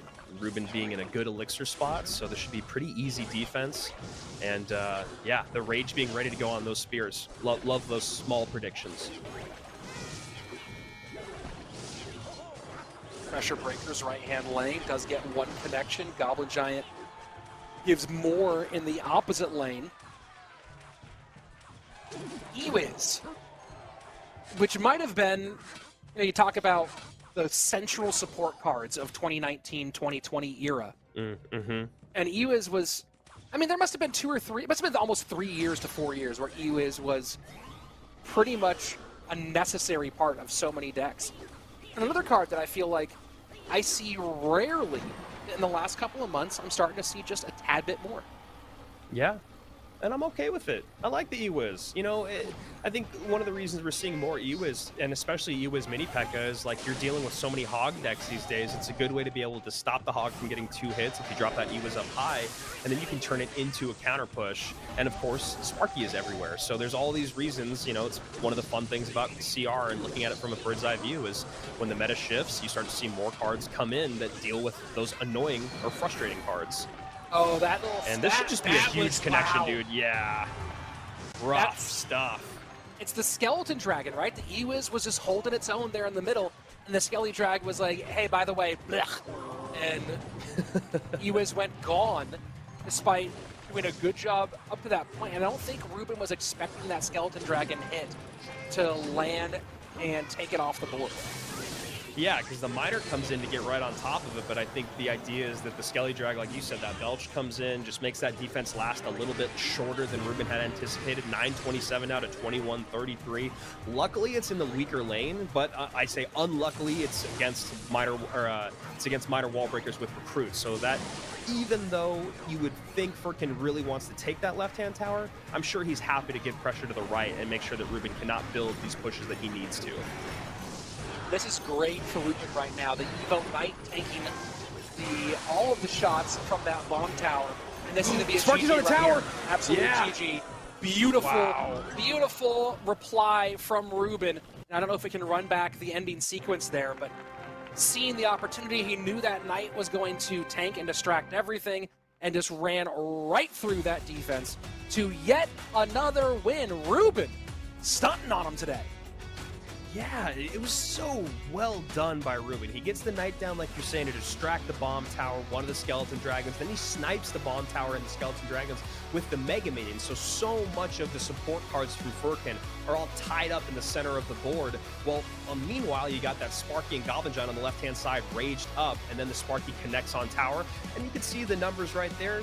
They're not lying too much, even though the sample size is small. We can go to 6 of 8. There's 3,400 played. It's a very, very favorable matchup for Reuben, and it makes sense. You got the arrows to deal with the Spear Goblins and the Wall Breakers, so you can't ever have that big push of Spear Goblins, Wall Breakers, recruits. That arrows can clean that up. And then, of course, the inability to kind of deal with that Mega Minion. I feel like the Mega Minion, it's a card that isn't used a ton, but Reuben did a really good job only playing it 3 times, putting it in places to take care of mainly the Skeleton Dragons. Let's go ahead and take a look at the final 30 from that last game and check out the way this whole thing turned, right? So down to 927 left-hand lane, the recruits kind of die on the vine, and with this Evo Knight out there in front, Reuben just recognizes, hey, this bomb tower is not going to do enough. When the poison goes left, the Mega Minion plus the Evo Knight, they completely tank the Skeleton Dragons, get the bomb tower off the board, and Furkan just has nothing to stop this. Reuben does the thing you do with this deck, which is when you recognize they don't have a great response, drop your rage. GG, well played, very nicely done. And now, I don't know if we can look at the standings. That's 6 in a row. I think 7 wins for Reuben as he continues to run away with this thing here. And what's crazy about all that, too, is that the Evo Knight was still alive right when the recruits came down at the end. Like, that Evo Knight, the walk, if your opponent doesn't stop him in place, you are in a lot of trouble. And ask and you shall receive, Rich. We still have Lucas, Liquid, and Wallace seeking that first win. And it's been a lot of the reason of that is because of Reuben going on a tear here today. Yeah, that is a massive deficit. That's wild. 775 so far on the day. And Reuben doing it with a lot of different decks, right? Goblin Giant Sparky in the mix now. I think this is the big thing, right? Is that most players, especially in duel mode, get used to kind of predicting sniping. Now I wonder, can he translate this over to duel mode when it happens, right? Will he have that slam flexibility, or will he fall into, hey, A is out, so I'm going to go to B, which is one of my most popular Bs, or will he have a C, D, E, F option that he can pull on like we're seeing from him today? I mean, we're seeing that today, like you're saying, and I want to see more of that. I want him to make sure he's working with the coach from now until November 24th to make sure that he is not getting comfortable playing like just only 2 or 3 decks. He's making himself uncomfortable in duel mode and cycling out some of those, logs for snowballs. And he's just learning those matchups because that's what you have to do on that stage. Shout out to some of our Clash Royale viewer regulars, Devlop in the building, Lord Baelish out here as well. Shout out to both you guys. Yeah, regular viewers of Clash Royale Esports. Happy to see y'all here. And Reuben just really aggressive considering the amount of elixir. I think that he must have misread the amount of elixir Lucas had after using that Mayhem. Yeah, I mean, that was very easily defended. Luke is going to get a little bit of damage here on the right, so I guess at the end of the day, it's not the worst thing. But yeah, even an elixir down in damage is never where you want to find yourself. No one can beat me, so how can I join this league? Oh, I love you. You're my favorite type of person in the chat because we always make every event for everyone here at Royale Masters. All you have to do is join up on the Discord or Twitter, and usually the Discord will have all of the events posted, exactly when the qualifiers start, how you join, what you need to do, how you sign up. And then maybe, just maybe, you could be like Paulo or Liquid, and we could be casting your matches here, whether it's in traditional or King of the Hill. So go follow Royale Masters wherever you can. We've been continuing to get really opportunistic with these moments, and a little extra send in that first exchange, but now back in rhythm, and that mortar connection gives him a very important lead here as we go into double elixir, and another sneaky wall breaker connects on that right-hand tower. Yeah, I mean, Reuben is using spears to defend that. I guess bats are out of cycle, and he probably wants to go with spears instead of Skeleton King because you need to actually use your Skeleton King correctly throughout this matchup to get that 3-card cycle be effective and, of course, to stack the souls. So, yeah, just smart there by Lucas to kind of steal away a few hundred HP. Bomb tower. And that, I can see the little minor placement there, trying to stop the NATO pull.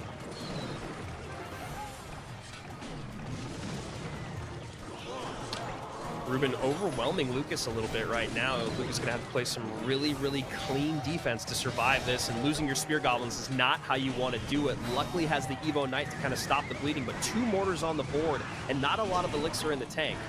And I like the idea of that NATO. He was trying to get the Evo Knight to walk around a bit more so it would stay on the board, but instead just didn't quite get stuff far enough away and now falls pretty far behind as that left-hand tower drops down to 1198. 1748, 1198. Lucas takes the poison value here on the right-hand side, hoping to not have to deal with those recruits as they cross the bridge. Now he can focus on his weaker tower. Mortars have been interesting for Lucas to deal with. He doesn't have a great way to get on top of them. He just has he has okay ways to control the mortar, but he does not have a good way to kill the mortar. And you see why, as these Spear Goblins have to keep being used in other places instead of being up high on top of that mortar.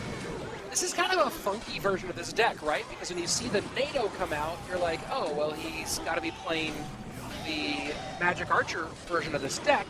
But you have this weird piece in there of the Ice Spirit, and this is like kind of a combination of the two looks, right? And wow, those Evo recruits just wrecking that right-hand tower. This, you know, usually this variation has bats in it, and instead going with the Ice Spirit and kind of a funky look. Miner with the fireball there, getting right on top of those Spear Goblins just as quickly as Lucas feels like he's making some good progress on the left-hand side. He does get a wall breaker connection there and a late mortar from Reuben, and this is kind of what we've seen from Reuben a few times. I think he's still going to be fine in winning this out, although he just used the fireball. Those wall breakers are going to connect. Wow! Oops is right. 22 HP. Reuben just left that on the board, and Lucas said, give me that money.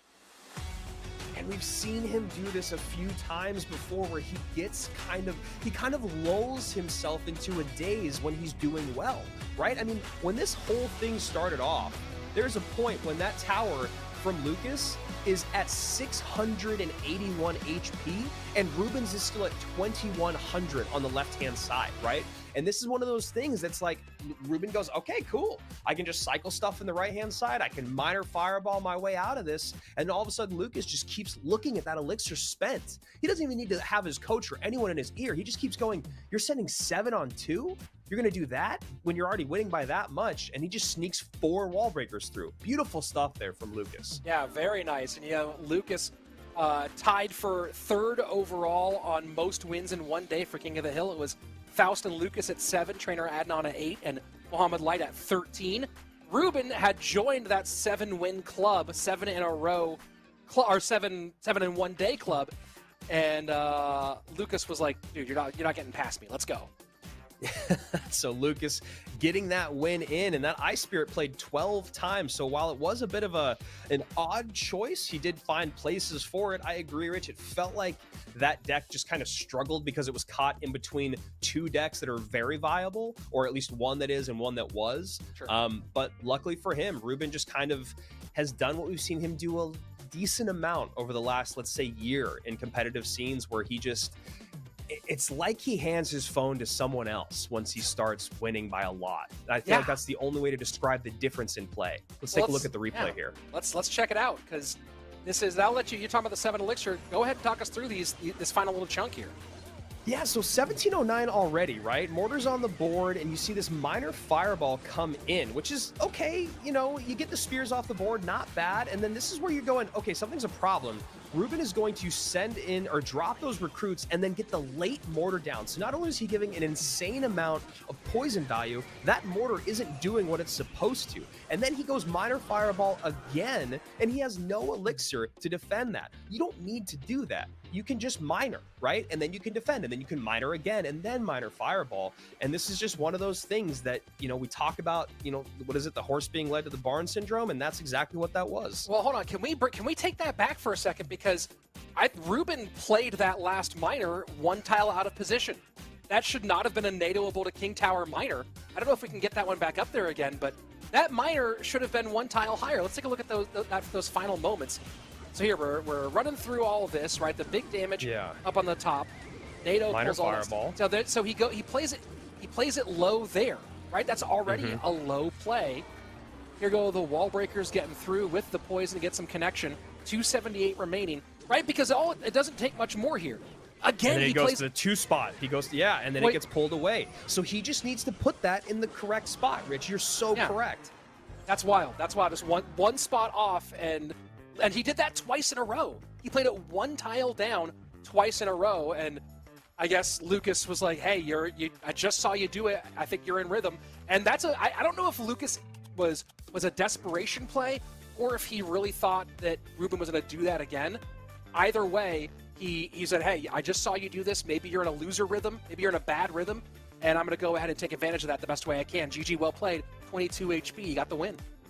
Yeah, I'm gonna even add to that, Rich, whether, you know, whatever the decision was in Lucas's mind, if you aren't sure, do that, right? If you have the elixir, just NATO it there, because the worst thing that happens is you miss the NATO and you lose the game anyway. Otherwise, you're gonna pull that minor away if he's not sent to one of those 2 safe spots. So yeah, really, really well done there by Lucas. He's now king of the hill today for the first time, and Reuben gets to take a seat, which is good for us, because apparently our producer was saying that Reuben was winning so much it was breaking the API. So Reuben, thank you for letting us reset here. Just, that's such a fascinating thing. And here we go. Adriel run a little wizard. Okay. What do you have for this Royal Giant, though? I mean, is this exactly what I was just talking about? Is this the deck that Mo was running? No. Wait, is it? Let me see. I think this could be. If Wizard makes a comeback and then shows up at World Finals, I'm gonna lose my mind. Yeah, I mean, this is all the pieces of the deck that I've seen so far from that video from Mo. Yeah, so I mean, with how popular recruits are, Rich, it isn't too surprising. And minions, right? If you're dealing with recruits and minions, or that pile up of recruits and wall breakers and spears, like, that splash damage from the wizard is actually nothing to joke about. And I still think that the wizard, you know, the Ice Wiz has a drop effect, the E-Wiz has a drop effect. I still think the wizard should come down with a fireball-like damage when it's dropped. I still think that's the key. 4 elixir wizard is probably too much, but making the wizard a more legit defensive problem, I think, would be such an interesting look. If it doesn't, I know that they don't usually totally undo reworks, but if the rework doesn't work, then rework it again. It'd be so interesting to see. Yeah, I mean, look at heal spell. Yes. Right? Yes.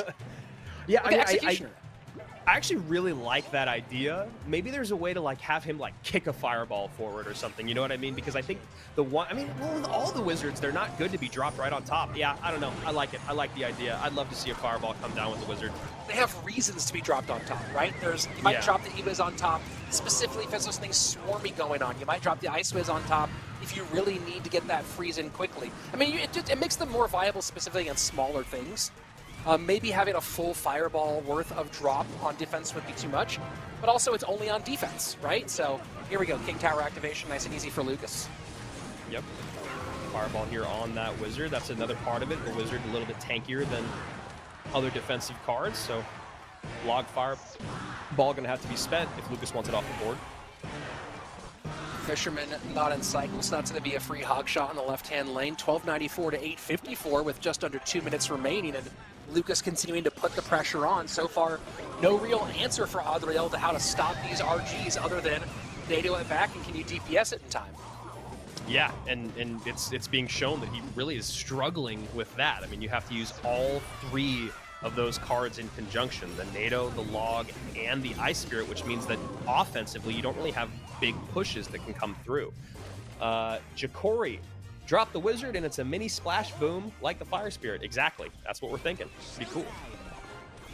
Adriel wins this with Wizard. I'm gonna lose my mind. I mean, hey, look, Mohammed Light's the best in the world, and he just made a video with this, so I'm wondering if Adriel just goes, all right, let me try it out in competitive and see if it's actually viable or if only Mo can do it, because, well, he's Mo. He kind of has to eat a lot of this damage on the left-hand side and then see if he can stop it in the final moment. That's so much. Logs it back. No way. He's just trying to control. Oh, that was great. Very nice. Yeah, pre-log on the Goblins does end up stopping the bleeding, but not enough to stop the battle. Fireball comes in. Lucas playing real well there with a nice RG recruits deck, and Adriel trying to bust out the Wizard, and he's still struggling just a bit in competitive.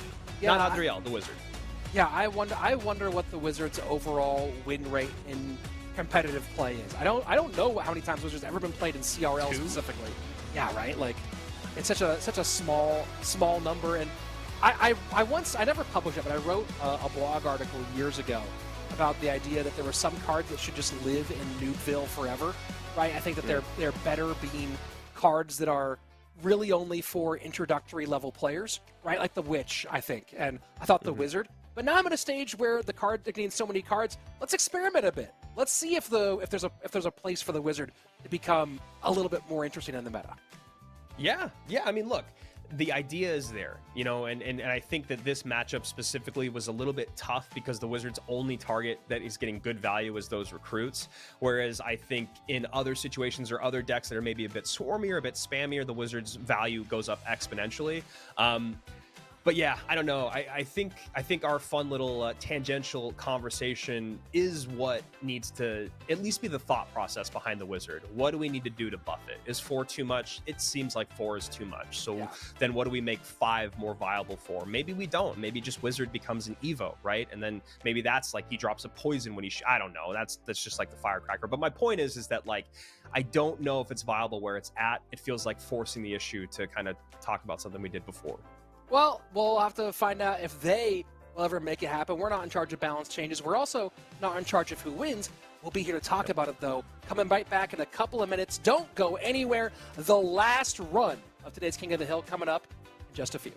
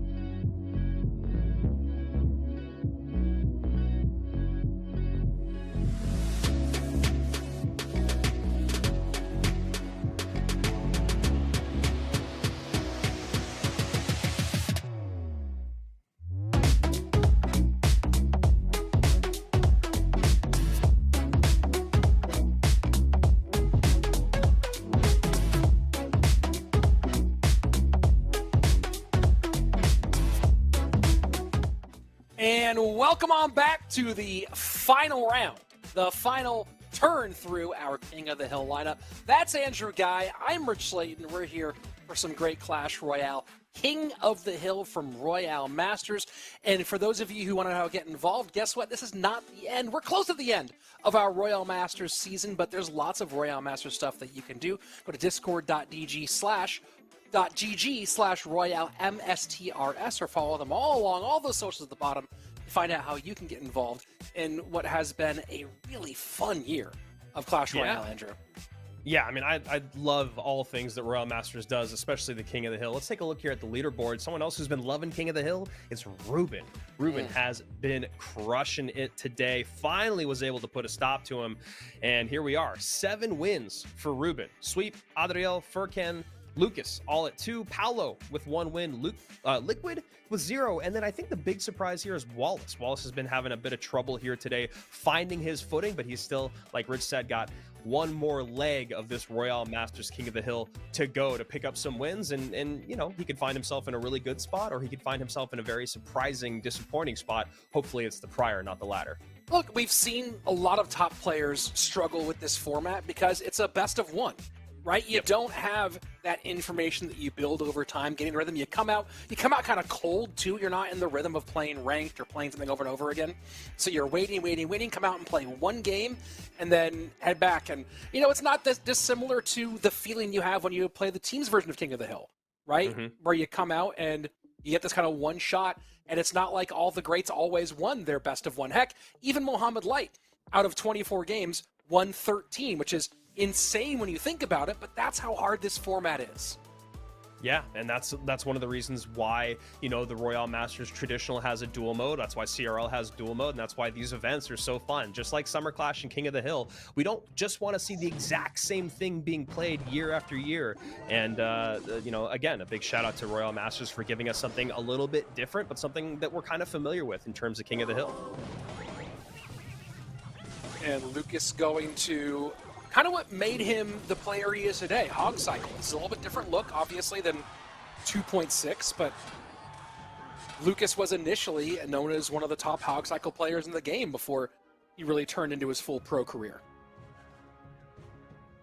So Liquid down just a bit here, does have damage in both lanes, but does also have the lowest tower, 2676, as one of these spears connect. The other two will be distracted by this Hog. And trying for the King Tower activation with the Knight. I don't know if that works with Knight because of the size of its hitbox. I know it does work for sure with the skeletons, but... Yeah, I was kind of wondering the same thing there. When you see Lucas do it, though, it's, you know, it's hard. I don't know. Someone tell us in the chat. Can it happen with a Knight? I haven't seen it happen before. Well, controlling everything here in the middle. The Fireball, Bomb Tower, the Electro Spirit, and does miss one. And this could result in some pretty nasty damage here. Bomb Tower has to come out And so not as much damage, but certainly not happy to spend that low is Lucas. Yeah, now his cycle is completely messed up, and he knows it, right? And Liquid could just keep up the aggression. He could probably just soak, get a couple elixir up and then get another push put together. He's got that mortar back around in cycle. Lucas's bomb tower is out of cycle right now, so just kind of in a weird spot and down an elixir. And is that too far away? No, that's good, but the AQ obviously going to be there. AQ also has been seeing a little bit more of her, just like we've seen a little bit more Musketeer, but not much. She keeps trying, right? And I think the idea is usually with the Knight to try to figure out a way to get that 3-card cycle with the champion and the Evo card down on the board, but it's a code that no one has been able to crack yet. Well, let's see if Lucas can get it going here. 3-card cycle for Hog will be nice for sure. And that Evo Knight's going to get a couple on the right-hand side as well. So good chunk damage for Lucas as we are getting deep into double elixir, almost sudden death overtime. Lead still held by Liquid, but starting to take away bits and pieces is the multiple-time world finalist. Yeah, and this is exactly what Lucas wants, right? He's got the Archer Queen on the board. She's been stacking up that 3-card cycle ability. She was on the board for quite some time there, and that, I feel like, is what Lucas needed to kind of fix his cycle. And Liquid leaning more on the recruits for DPSing Hogs and giving one shot down rather than using the mortar for defense. Maybe not feeling like he's going to get as much damage as he would like out of the miners and the bats and the skeleton dragons, but I gotta wonder if that's the right idea, if that's a bit of a miscalculation. Here, he might get that mortar on tower, and he does. Yeah, Lucas just opts to ignore it because it's the weaker of the lane, so this should kind of even things out. Yeah, 2194 to 2199, and then has a great E-Spirit there to stop that Bats miner push on the right-hand side. So this feels like that kind of shift in momentum, from one player to the other, where Lucas was kind of struggling in the beginning. It felt like his cycle was a little bit off. He had to overspend that one time on defense, and then now it feels like Liquid is kind of losing grasp of this game, and a big part of it is that Archer Queen being able to just live on the board for a while. Final minute, triple elixir. These recruits could become more of a problem. And just trying to clear the path and get one. That's all he needs right now. Yep. And Lucas does get it. Queen ability does activate, but that's just going to be kind of a clog in the middle, making time for the fireball to come in. 1790, 1341. Recruit does not connect. Lucas starting to try to stack these bomb towers as much as possible. Yeah, I really like what I've been seeing out of Lucas here late game. He's just been very, very poised in his defenses. He's just been, like you said, stacking bomb towers. The Archer Queens are living longer. You see, this is maybe the 3rd time already we've seen 2 bomb towers on the board for Lucas here in just these final, 30 seconds. This feels close here, but it's going to require defense plus miner plus arrows to do a lot. It's not going to be enough. Fireball plus hog connections. GG, well played. Lucas finding out, at least in this situation, how to crack the code of getting a champion in with those evos. Yeah, I mean, there's a lot about this matchup that just Lucas was able to kind of pinpoint and then take advantage of. He looks at his opponent's cycle and it's really heavy, so the idea of that 3-card cycle is even more enticing. But the other part of it is then you recognize, wow, my opponent has not been dealing with my Archer Queens. Does he have a big spell? I think he just has arrows. So then you get Archer Queens freely cycled in the back every single time you don't have anything to do, which is the best card you can cycle in the back, right? The best thing you can do when the board is in control is cycle a champion in the back, because now you've given yourself that 3-card cycle, and now you can really turn things around. And Lucas just did that over and over and over. Defend with 2 bomb towers, AQ walks up, send in a hog, rinse and repeat. Yep, and rinse and repeat to some success now. 3 wins in a row for Lucas, who had a pretty frustrating Goblin Giant, Sparky-filled day earlier on. That's when the matchups would be not feeling what he was feeling, and now he's up against Sweep, who I have to imagine will do something infuriating against Lucas. Yes, yeah, he has to. I mean, you know, they know each other. They got to be buddies at this point. Why not mess with your buddy a little bit? Like, it's $100, right? I would totally snipe you for $100 in a game if I knew what you were going to play or I knew what you hated, Rich. I would just do it. I mean, why not? I'll just play Golem against you, you know? We'll just both hate each other for it. Yeah, be frustrated. And these guys know each other pretty well. They were teammates at Pain Gaming for that World Finals run, and two of the more enjoyable personalities overall in Clash Royale as well. You know, there's a lot of quieter players in this game, and these are two of the more outspoken, more bombastic players in the game, and I enjoy seeing them go head-to-head here. This is one of those matchups where I do actually wish we could hear voice comms between the two players because I absolutely think it would be hilarious. Yeah, you'd have to bleep Lucas's entire feed, though. Yeah, exactly. So Lucas going to go to a fun version of Bait, and the only reason I say fun is because it's got Evo'd Skellies, which actually seem like they're kind of a little bit viable. I had to put in all those caveats. Yeah, the caveats are there. I think they're far more viable in dual mode than they are in best of ones, just because you can try to find the right matchup for them. Yeah. But they are definitely better than they were. There's no question about that. How good that actually is a question for much debate. Mother Witch comes down but gets on top of the Valkyrie first, so should only get 2 pigs out of this instead of the maybe 3 or 4 that she wanted. And yeah, this is very nice for Sweep here.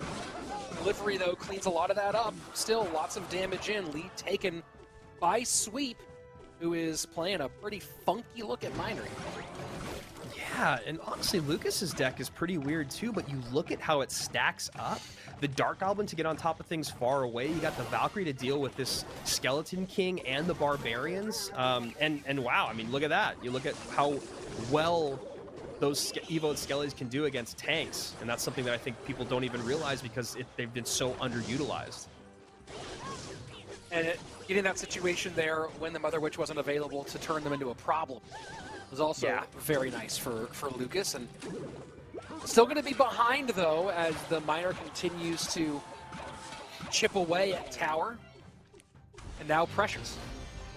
Sweep is going to have some issues with this whole bait aspect as this game goes on, just because he doesn't have a log. He only has Snowball, but luckily he does have cards that can kind of surround that Goblin Barrel, or at least put some pressure in terms of the Mother Witch turning them into piggies. So not the worst spot for Sweep to be in, but I bet he really wishes he had some way to get on top of the barrels and that Dark Goblin specifically.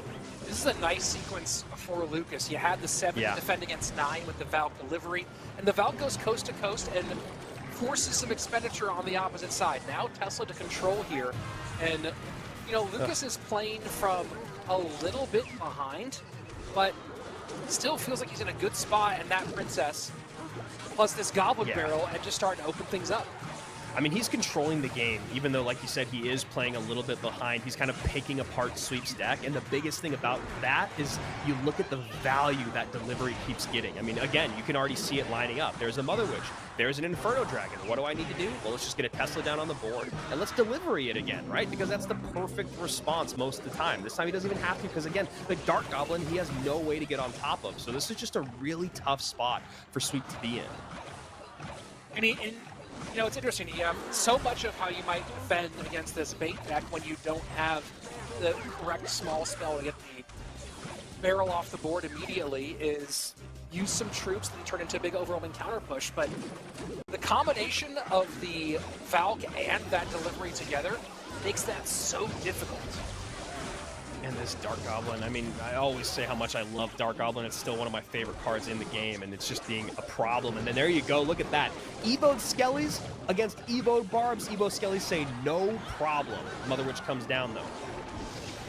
And the Mother Witch getting fed a little bit here. That was really interesting. The Evo'd Skellies continuing to reproduce. I don't know like what you actually call that ability where they make more Evo'd Skellies, but either way, they just fed that Mother Witch, and she's still on the board, still creating some problems on that left-hand side. Lucas goes for another aggressive Princess at the Bridge. I think this is the 3rd or 4th now that has connected for at least one shot. So Sweep got to maybe be a little bit more on top, maybe try to split something in the middle a bit more. Like the Goblin Gang, it's just tough because his cards are so expensive, and then the ones that aren't, like the Mother Witch, you need to have in certain places.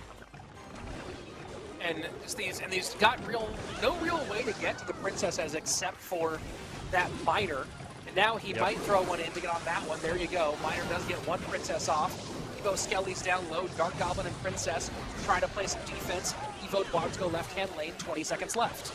Yeah, Dark Goblin behind still. Princess plus the Valk plus the Dark Goblin makes that, like, those Evo's Barbs just go down like butter. Snowball comes in just a little bit early. Goblins get on top of tower, and this was just a really, really great deck pick from Lucas to this matchup. He couldn't have asked for more. And you know what? I think part of that is doing a good job and looking at who he's playing against. He knows Sweep plays decks that are a little bit off meta. And so he's kind of just gambling, like, I wonder if Sweep is going to have a big spell in this deck or if he's going to have a log in this deck. And he didn't have either of those things. The only thing he had that maybe was a bit of a saving grace was the Mother Witch, but that Mother Witch was just not being able to get enough value. I was going to say reproduce, but that was the skeletons. Well, you saw also the other thing that was, and we saw a little example of it there at the end, as the recruit from the delivery was tanking for the Goblin Barrel. When you have Snowball as your only spell response to a Goblin Barrel, it creates this really big problem where anything across the bridge that has any sort of HP can tank for a long time and give extra damage.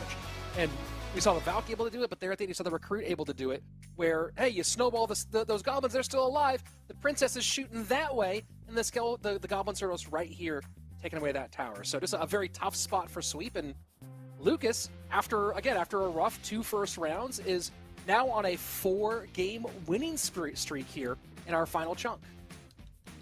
Yeah, and I really love the aggressive Princesses at the bridge because Sweep's deck was kind of so reliant on things being in conjunction or working that synergy as it came across the bridge. It just made it really tough for him because it was also expensive to deal with the Princesses and then reset his offensive pushes. It was almost like every single one was just a little bit off kilter, just a little bit less than he'd like to double down on, or maybe, again, maybe try to create some dual lane pressure. But those Princesses not only aggressive at the bridge, controlling the board from behind the Princess Towers, and the Dark Goblins. I mean, if there's Princesses and Dark Goblins on the board and you have no way to get to them, that's already going to be almost an impossible matchup.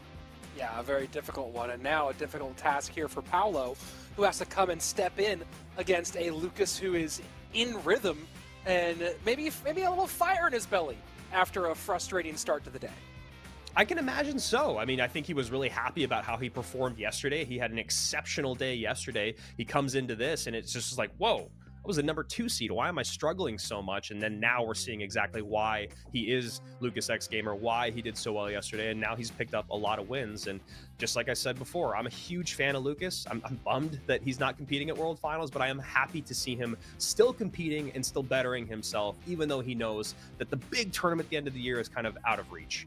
True. Let's go ahead. I don't know if we can bring up the current standings, if those are available, as we're waiting for our next game here. But you see Lucas currently with 4 wins in a row, and I believe Reuben in the lead with 7. So this is still open. This is still the possibility of Lucas. And here we go. Let's take a look at these standings.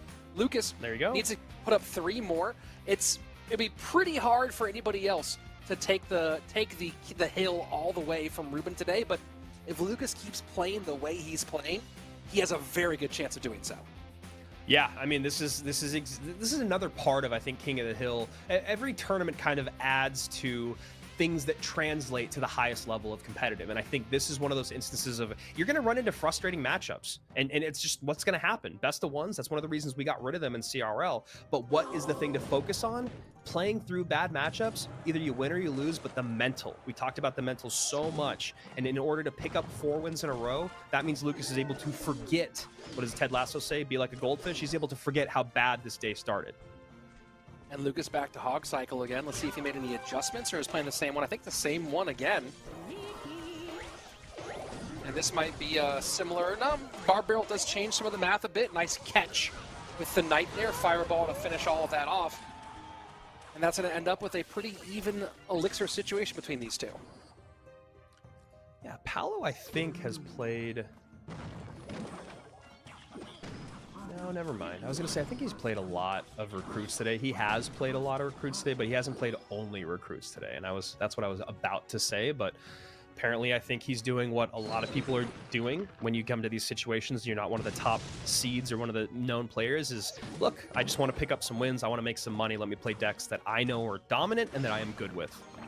I don't love that cage play in single when you're, and he's going to get a little counter push out of it.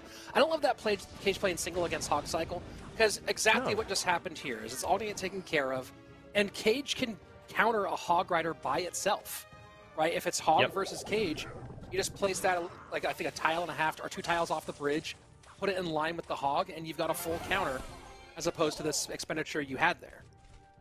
And that's, you know, that's a perfect analysis from you, because that it is so small, but it's almost like when you start a game in mid-ladder and like you cycle an Executioner behind your King Tower and then they fireball it as it comes across your Princess Tower, and you're like, wow, that's a really odd play. If you had a better response, I'm sure you did. Why didn't you do that? And that's, you know, there's no reason to spend 8 elixir to defend a Hog Rider and then give fireball value.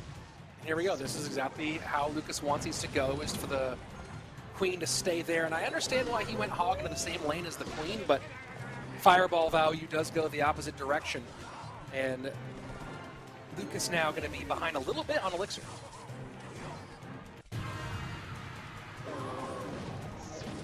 Just not quite defending as efficiently as he needs to so far. Well, and look at this value he's giving. I mean, that left-hand side, if he wants to fireball that, look at that. That's an insane amount of value, dude. That's like 9 elixir worth of fireball value, and there's just no reason to do that. And now he's in a situation where he's pre-cycling his Hog counter, so... I don't know. I don't know how I feel about some of the decision-making that's going on right now, but hey, Paulo's there. I'm not. I'm just sitting here in the booth, so I just don't love some of the decision-making I've seen over this this couple minutes. Bomb tower setting up on defense, taking care of the big target, that is the Mother Witch. Queen will stay on the board and happily take care of the Skelly Dragons behind everything. Knight to hold, minute 38 remaining. Again, elixir still pretty even, but the damage lead for Lucas is pretty significant. Skelly's plus, there we go, Evo Knight. Lucas probably happy to take a little bit of damage to gain a little bit more map control. He's got such a huge lead right now that, you know, you guys might wonder why not just fireball that, why not just bomb tower that. It's better to control the board and sacrifice a little bit of HP than it is to just fireball it off. When you have this big of a lead, map control is king. Especially with, that was to his strong side tower, right? Happy to spend a little to get a little, and that situation worked out well for him. Yeah, Lucas always has been good at min-maxing, and no different here today as 7 elixir is spent to take that Archer Queen off the board. Now Hogs come in, low bomb tower, going to catch all of that. 1741 to 854, and this is again a situation. I'm just not going to talk. I don't want to curse anybody. Andrew already has one phenomenal curse under his belt today. It looks like he's trying to set me up for the second one. 35 seconds left. Sweep, I'm sorry. Fireball arrows now consistently going to the Queen in this stage. Does not want to give Lucas the chance to do those 3-card cycles. And trying to find somebody to get past all these bomb towers, though, and it has not been successful as of yet. I mean, he's just bashing his head against the wall right now. It's so frustrating because he's not even doing a bad job. It's just that there's nothing he can really do. Lucas got way too much damage early on. There was those really expensive, ill-advised defenses that set Paulo up for failure. I think had he played a little bit more poised and a little bit just smarter earlier on with those cages, and when he would drop units down, if he wasn't giving so much fireball value, we might be in a situation here where he could have taken this to a point where maybe Lucas would have actually felt the pressure.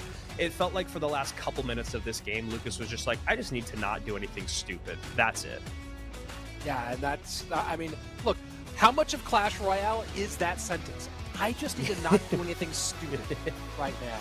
And how often do we do the dumbest thing possible in any given moment? I think, you know, you talk about the things that separate people from level to level, and it's not getting ridiculous in the final 2 minutes is one of those high, you know, you talk about what are the basics that level you up from D to C to B to A to S tier. That's like one of those B to A tier things where it's just like, just don't do the dumb thing right now, and you will take a big jump up.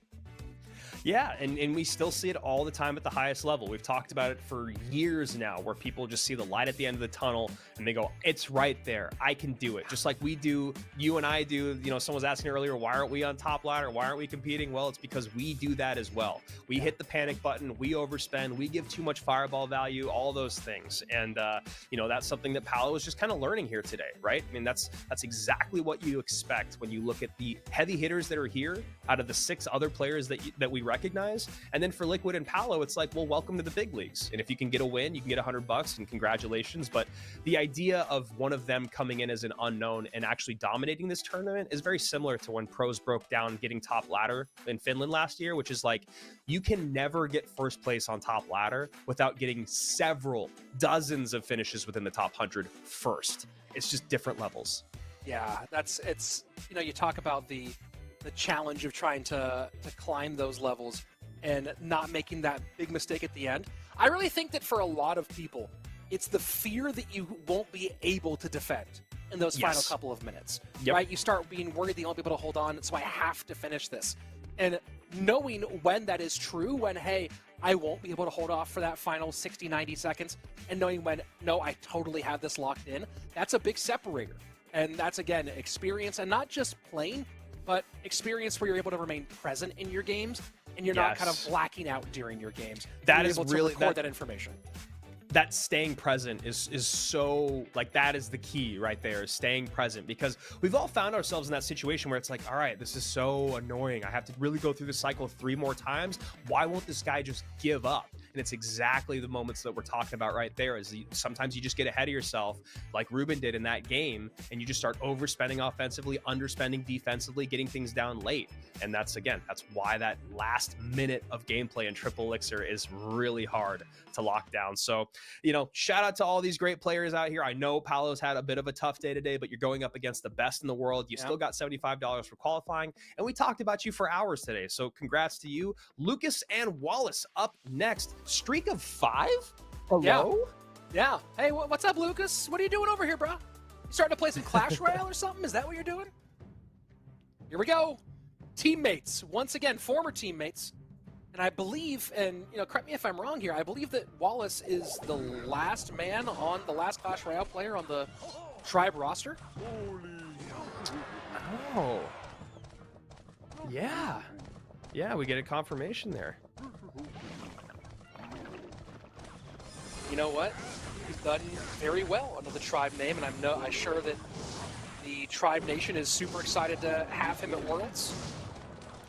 And a quick correction here. Thank you, Tasty, and my apologies to Paulo. You did get a win. 175 in your pocket today. So you know what? I think that's a win on the day. You got paid to play Clash Royale, you played against the best in the world, and you ended up taking home a dub. So congrats to you. And here we are, Wallace and Lucas. And Lucas is going, all right, sweep. I see some of the things you had working in that deck. Let me see if I can try that out.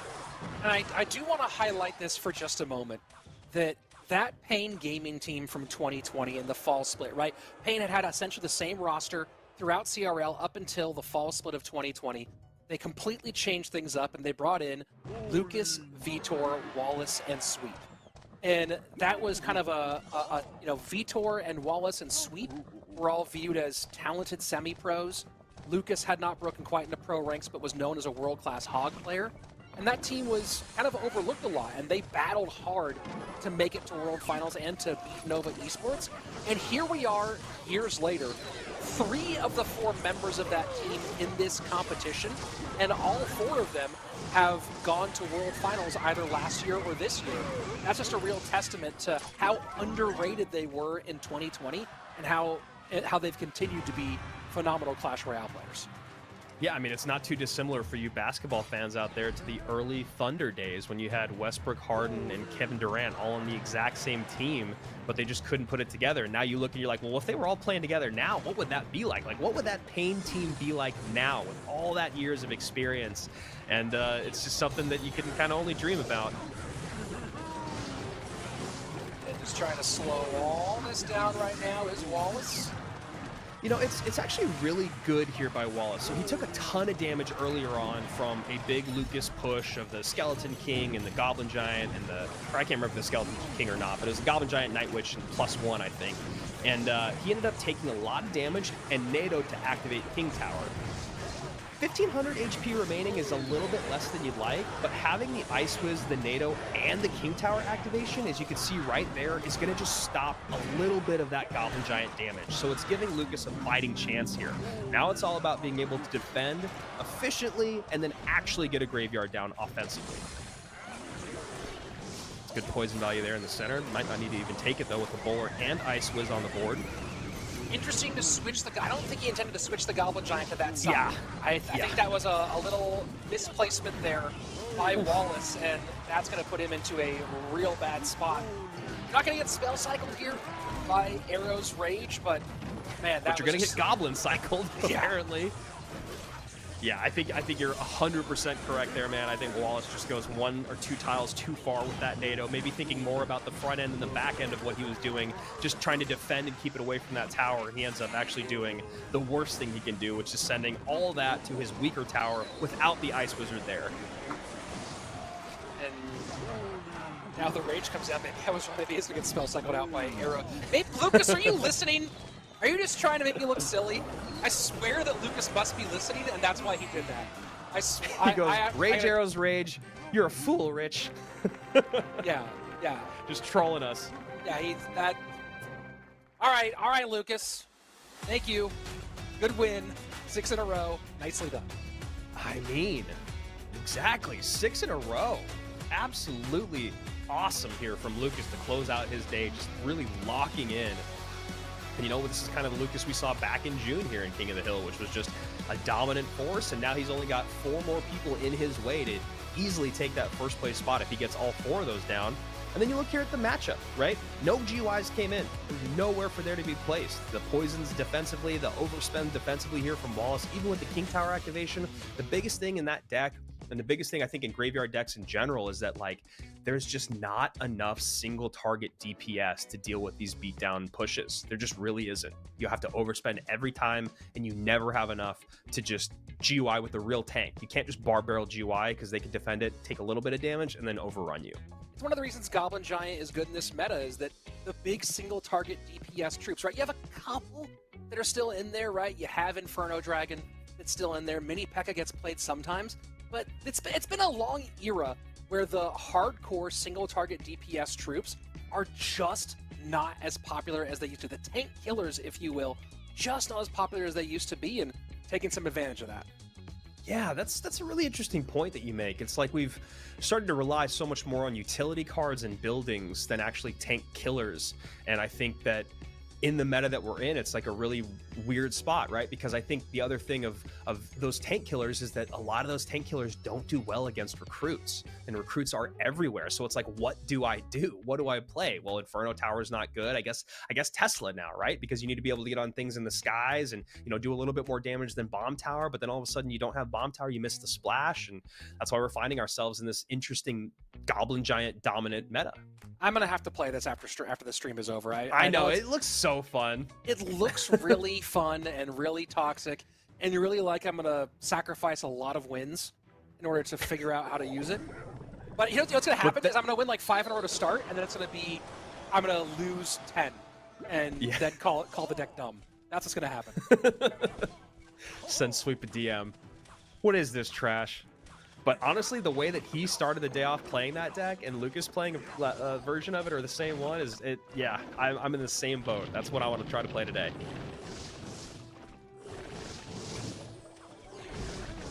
And pump. So yes, go Goblin Giant at the bridge immediately. Yeah. He might even Rage is out of cycle, but he's just full sending here. Electro Dragon's gonna be a bit of a problem. Yeah. Yeah, that's actually one of the better responses you can have. Rage comes in, though, and now you have a lot of elixir on the board, that E-Giant and the Barbarian Barrel that are going to do nothing. And I think Furkan just has to sit back and set up with a Golem push, you know, try to maybe get another pump down, and then try to get one Golem push in. Yeah, hello, pump. And setting up to the... other side, I guess, just to get in front of the pump. Sure. Yeah. I like that play. I think it's smart. I think you just let this knight go and then get a golem down. Because the other thing is that you look at the defensive cards that he has, and this is why I love this by Lucas. This is why he's going so aggressive, because he knows if he has to defend that golem with skeleton dragons and a night witch, he's going to lose the battle with the E-Dragon NATO combo. So he just goes hyper aggressive, and now that golem has 0 support. That's a great play by Lucas, and he takes care of the pump. And gets some damage onto that King Tower as well. So he does have to contend. This should be a nice little... What a NATO! Nice Furkan. NATO by Very Furkan. nice. And no big spell by Furkan. Knight on knight there. Both evoed up, so skeleton dragons come out to meet other skeleton dragons. And that might do it for Lucas here. That was a really, really nice NATO by Furkan, but Lucas was kind of ready for it. Yeah, way to hold on. And that Electro Dragon didn't come in to join. Right, you saw the Electro Dragon just went and died over on that right-hand side. That's not going to do enough for you. And so a little golem to try to kite the Night Witch. Will she turn? She will. But one little bat escapes, and look at the damage the rage. Yeah. Yeah. Wow. Yeah, that's really nice there for Lucas. Really well played by Lucas, and you know, that's it. That's when you really can watch someone understand the macro of a matchup, right? Because if there's any moment where Furkan sets up that golem push and Lucas doesn't go for the aggressive right-hand push to take care of the pump, get damage on King Tower, and bait out Elixir, Furkan wins that game, no problem. But Lucas just knew exactly what he had to do and just kept doing it. It was another one of those if-then situations. If this, then this. And Lucas certainly pretty happy with that one. You're seeing the emotes starting to come out a bit more, as he's got to be feeling it. And speaking of feeling it, Lucas now with 13 total wins in 2 runs here at King of the Hill. Dominic above him, Doom, with 16 wins. And of course at the top, Muhammad Light with 19 total throughout this year of King of the Hill. But Lucas ain't done yet, and he has kind of a rubber match here. The winner of this one, Reuben and Lucas, will be the winner today, will be the overall victor with the most wins on the day. So this is a fun one. Buckle up, folks. Will Reuben come back with something nasty after Lucas has gone and hit for the entire cycle? And this, even though like the stakes aren't getting any higher, they're still $100 per. This is where the pride starts to come in, right? And I feel like Lucas and Reuben both really want to be the champion of this month's King of the Hill, especially with what we're talking about with King of Kings coming up on the horizon. Whatever that might mean to all those out there in the world, I'm sure one of these guys would like to win and probably be involved with that. So Reuben right now feeling the pressure, and this is what I'm talking about. Reuben, world finalist. Lucas is on a run, right? He's going crazy. This is where Reuben needs to buckle down and get back to being unpredictable and staying present, to use what you were saying earlier, present for all 5 minutes of this game. And, you know, a little update on that overall wins leaderboard. Now that Lucas has 14 wins after that one, he's going to only need 2 more to match Doom and 3 more to beat Doom. We're at 21, right over there, 21 of 24 matches played. So if Lucas can get through Reuben, he will have a run at making it up to 2nd overall on the year for these King of the Hill competitions. But I know that right now he's got all eyes, all sights set on beating Reuben and taking the victory here today. Raymond Ingersoll says this about to be a banger. Absolutely, my friend. You are 100% correct. The 2 most dominant players on our day today, Lucas and Reuben, about to go head-to-head. Really quickly, we've seen, no matter how many times we say this, for how many years we do it, yes, you can be involved. Yes, you can join in. Yes, there's more opportunities. Go follow all things Royale Masters. You can see all their socials down there in the bottom right-hand corner. If you want to play against Cal, Lucas, or Reuben, I don't know why you'd want to put yourself in that position, but you can. And Lucas going back to Hog here. We'll see if he's running that Queen variation. And Reuben with a bit of an overspin there, trying to turn this into a counter push. And now, is this the first Firecracker we've seen today? It really does feel like it, yeah. Right? That's kind of crazy. And Firecracker does not turn to the flying machine for the King Tower activation. Played just a step low. And distracted by those goblins. Wow. And then doesn't get on tower. The Knight covers. The Hog distracts and kites. This is a phenomenal opening sequence from Lucas. Just a textbook first minute. Yeah, that micro is just perfection here to start. And Reuben, again, Rich, you know, for all the kind of grief we gave him on Sunday, you look at all the decks he's come out with today, and I applaud him. And that's what you got to do. That's what you have to do. You got to evolve. You got to adjust. And Lucas is like, no, you're not getting a little touch there from that. Excuse me.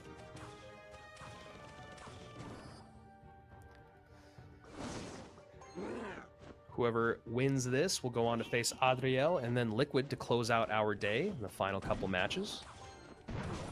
Reuben right now trying to take the lead from Lucas, who has been on fire. I think the good thing here for Reuben to focus on is that Lucas doesn't have a good place to use his Earthquake, and he doesn't have a great way to get on top of all these flying units. The Mega Minion, the Baby Dragon, and the Flying Machine are all going to be really tough to deal with. And when we do, and Reuben probably should go, I believe this is Lava. We'll go Lava here soon, but just content to play defense and play like a chip game so far. Yeah, and there you go. Nice call on that. Lava comes down, Firecracker gets taken off the board. There's no air defense, but since that was an early Firecracker, you can see Lucas rapidly cycling to get his second Firecracker down, but the arrows are available, so that's going to be trouble. Yeah, this bomb tower will help. The Ice Spirit slows things down, and those goblins are just to pick up some of the damage. Just trying to keep this stuff off of his tower for a second while that bomb tower can do its work, but bomb tower is not going to do that much. Second bomb tower down, minor chipping, and this is just continuing to be a lot here. I don't know if Lucas can handle this. This is probably too much here. I mean, he might be able to stop this push, but yeah, it's just that Reuben now gets to be able to reset completely, and that's GG right there. I mean, even if Lucas is able to get some damage, 608 remaining with Barbarians, it's just really, really difficult. I mean, this is the type of thing where Reuben can start to send in naked Lava Hounds and just let them chip away once he has the win condition of Lucas out of cycle. I mean, because he still has the cage, not just the barbs to defend. And that's why you're going to see the Knight come down first. And now let's see how many he gets out of this hog when the cage does pop. Barbs are going to be late here. Decides not to barbs and just commit to the offensive side of it as the brawler will clean up the hog. Lucas trying to get himself back to a little bit of control. Can he get a bomb tower in the mix? And that miner should be enough to get this one into GG well-played territory. Chip, chip, chip, arrows come in, and that's it. Reuben will be your winner on the day. Lucas, frustrated, as you can imagine. Yeah, I mean, it's always incredibly impressive when someone plays the, wall breakers, bats, spears, or hog EQ against the lava deck and wins. It's almost, I don't want to say impossible, because we see it happen like a decent amount, but it is so difficult. And in this matchup with the arrows and the Baby Dragon Mega Minion combo, they're so tanky. And then you have the Goblin Brawler and the Barbs to defend that hog. I mean, look at the numbers there. I mean, there's 300 samples, 74-26. With 5+, it's 87-13. There's just no air defense. And the arrows to take off the Firecrackers and even trade. And I mean, I don't know what else you need more than that to describe how bad this is for the hog EQ player. Very, very rough for the hog EQ player, and that's such a frustrating feeling, right? To be kind of trapped in that situation where, hey, I don't have the things that I need. This should be a BO3 so I can have more things for the next one. But that's King of the Hill for you, Andrew. It's a best of one over and over and over again. And look, you put up 7 wins in a row. You got 775 for your troubles. That's not too bad for a competition like this one.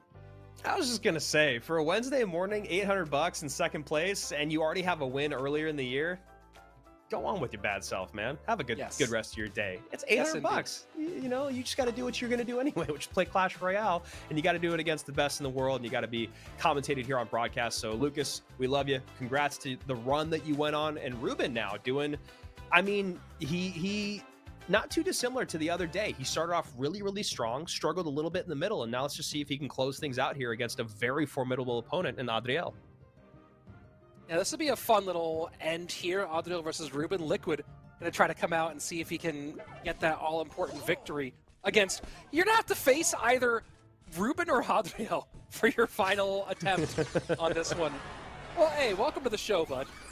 Here, can we just split the 50 bucks? I'd be sending that DM right now.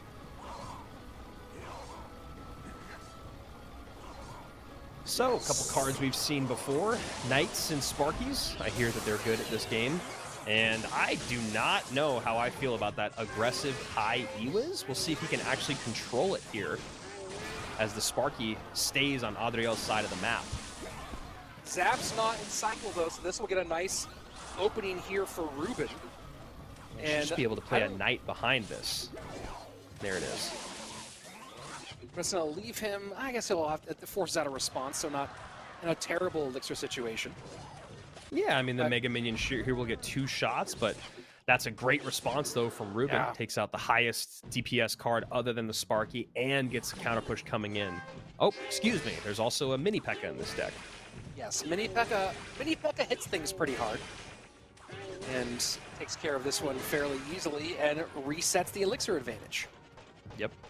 So really interesting here when you talk about that Elixir Rich is we've got a pretty much mirror matchup here, but then you have the Mega Minion and the Zap as opposed to the E-Wiz and whatever else Reuben has next. So just a little change. Oh, it's the Mega Minion. So well, Zap and E-Wiz, the main difference. Yeah, and this is interesting because it will allow Adriel to reset the Sparky wherever and whenever he wants, even if it's on the other side of the board. But on the flip side, he just gets that one reset as opposed to the continued resets of the Electro Wizard. So very curious to see, right? So in this situation, if Reuben could not reset that Sparky of Adriel's if he wanted to, whereas Adriel could and could have won that fight. So again, I'm curious at how that plays out in the long run.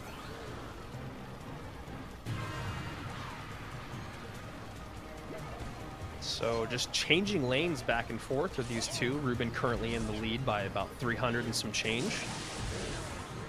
My suspicion, and I could be wrong here, is that this actually works out well for... maybe I'm about to eat my words just as I was talking about it. I was going to say... Go ahead. I was going to say, yeah, we're both like, no, you jump off the cliff first. I think that because he could try to win some bridge fights, that it might end up working nicely for Adriel if he can get on top of the E-Wiz as well. That's going to be, I think, the interesting factor here is can he, and look at this, Mini P.E.K.K.A. raked up and gets in there. Oh my goodness, boom, that's game. GG.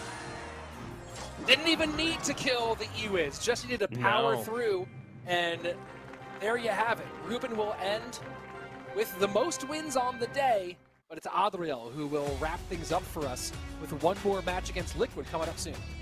Yeah, you know, it's funny because I was going to say almost the opposite thing, but with the same point of the E-Wiz actually being able to control the board because Reuben had been doing a good job of protecting it, might help him win those bridge battles. And then before your and my thoughts even came into play, a beautiful raged Mini P.E.K.K.A. just steals the game there from Reuben.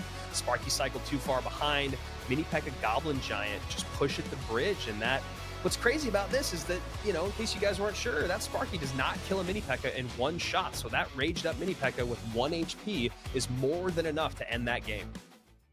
And there you have it, our final matchup coming up next. Adriel and Liquid. This has been a really, really fun, I think one of the most fun days we've had at King of the Hill throughout this entire year. A great way to wrap up the King of the Hill run for 2023. And of course, we've got something special coming up later this year. And not to mention the playoffs and finals for our Royale Masters Classic. And you can follow along all that action by following on all social medias, Twitter, Instagram, whatever, at RoyaleMSTRS, MSTRS. And of course, if you haven't yet, hit follow, hit subscribe, come on back because we are not done yet this year. Yeah, and if you want to be involved in that playoffs that Rich was talking about, you still have an opportunity. Our last chance qualifier doesn't have anything to do with points in traditional Royale Masters. It's just the 2 best players that come out of that competition will be in the playoffs as well. That is a massive prize pool for Royale Masters Traditional. So, like Rich said, go follow along if you're so good and you also want a lot of money. It's a good way to do it. Why is Adriel running hog poison? Why not? Does he hate And going money, or what's going on? I now need to go on Royale API and see if this deck is a thing and if I'm just broken. Because why hog poison? Why is my question. In non-dual mode, you know what I mean? Yeah. I mean, luckily with his matchup here, that hog poison, E-Spirit, bomb tower dying could be enough to. Okay, well, never mind. And I was gonna say that could all be enough to kill the E-Dragon, but if you have a wizard that is going to ignore a golem, at least he'll kill your E-Dragon for you. And I can't even find, I guess, here's how crazy hog, wizard, like I just put in the Royale API, I put hog, poison, bomb tower, wizard, and Nothing. well, there's one result that has golem in it, one that has miner and Exy in it, one that has goblin barrel. Like, there's no actual deck that this is. It's just some nonsense. And you know what? What better way to end our day than with a little bit of nonsense? I am totally here for it, and that wizard is going to get a lot of value in this matchup. One of the hardest things with hog decks is getting on top of those electro dragons, and now he has a great way to snipe it off the board. Not to add that he is able to deal with I was going to say the grouping of the barbarians or the skeleton dragons. So Liquid goes, all right, I need to take care of that wizard, and I need to take care of him fast. That electro dragon is still up and getting tanked for, and the lumberjack is in deep.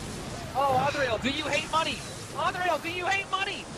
Apparently, he wanted to just share some with Liquid here, who is, I mean, that hog's not going to do a whole lot.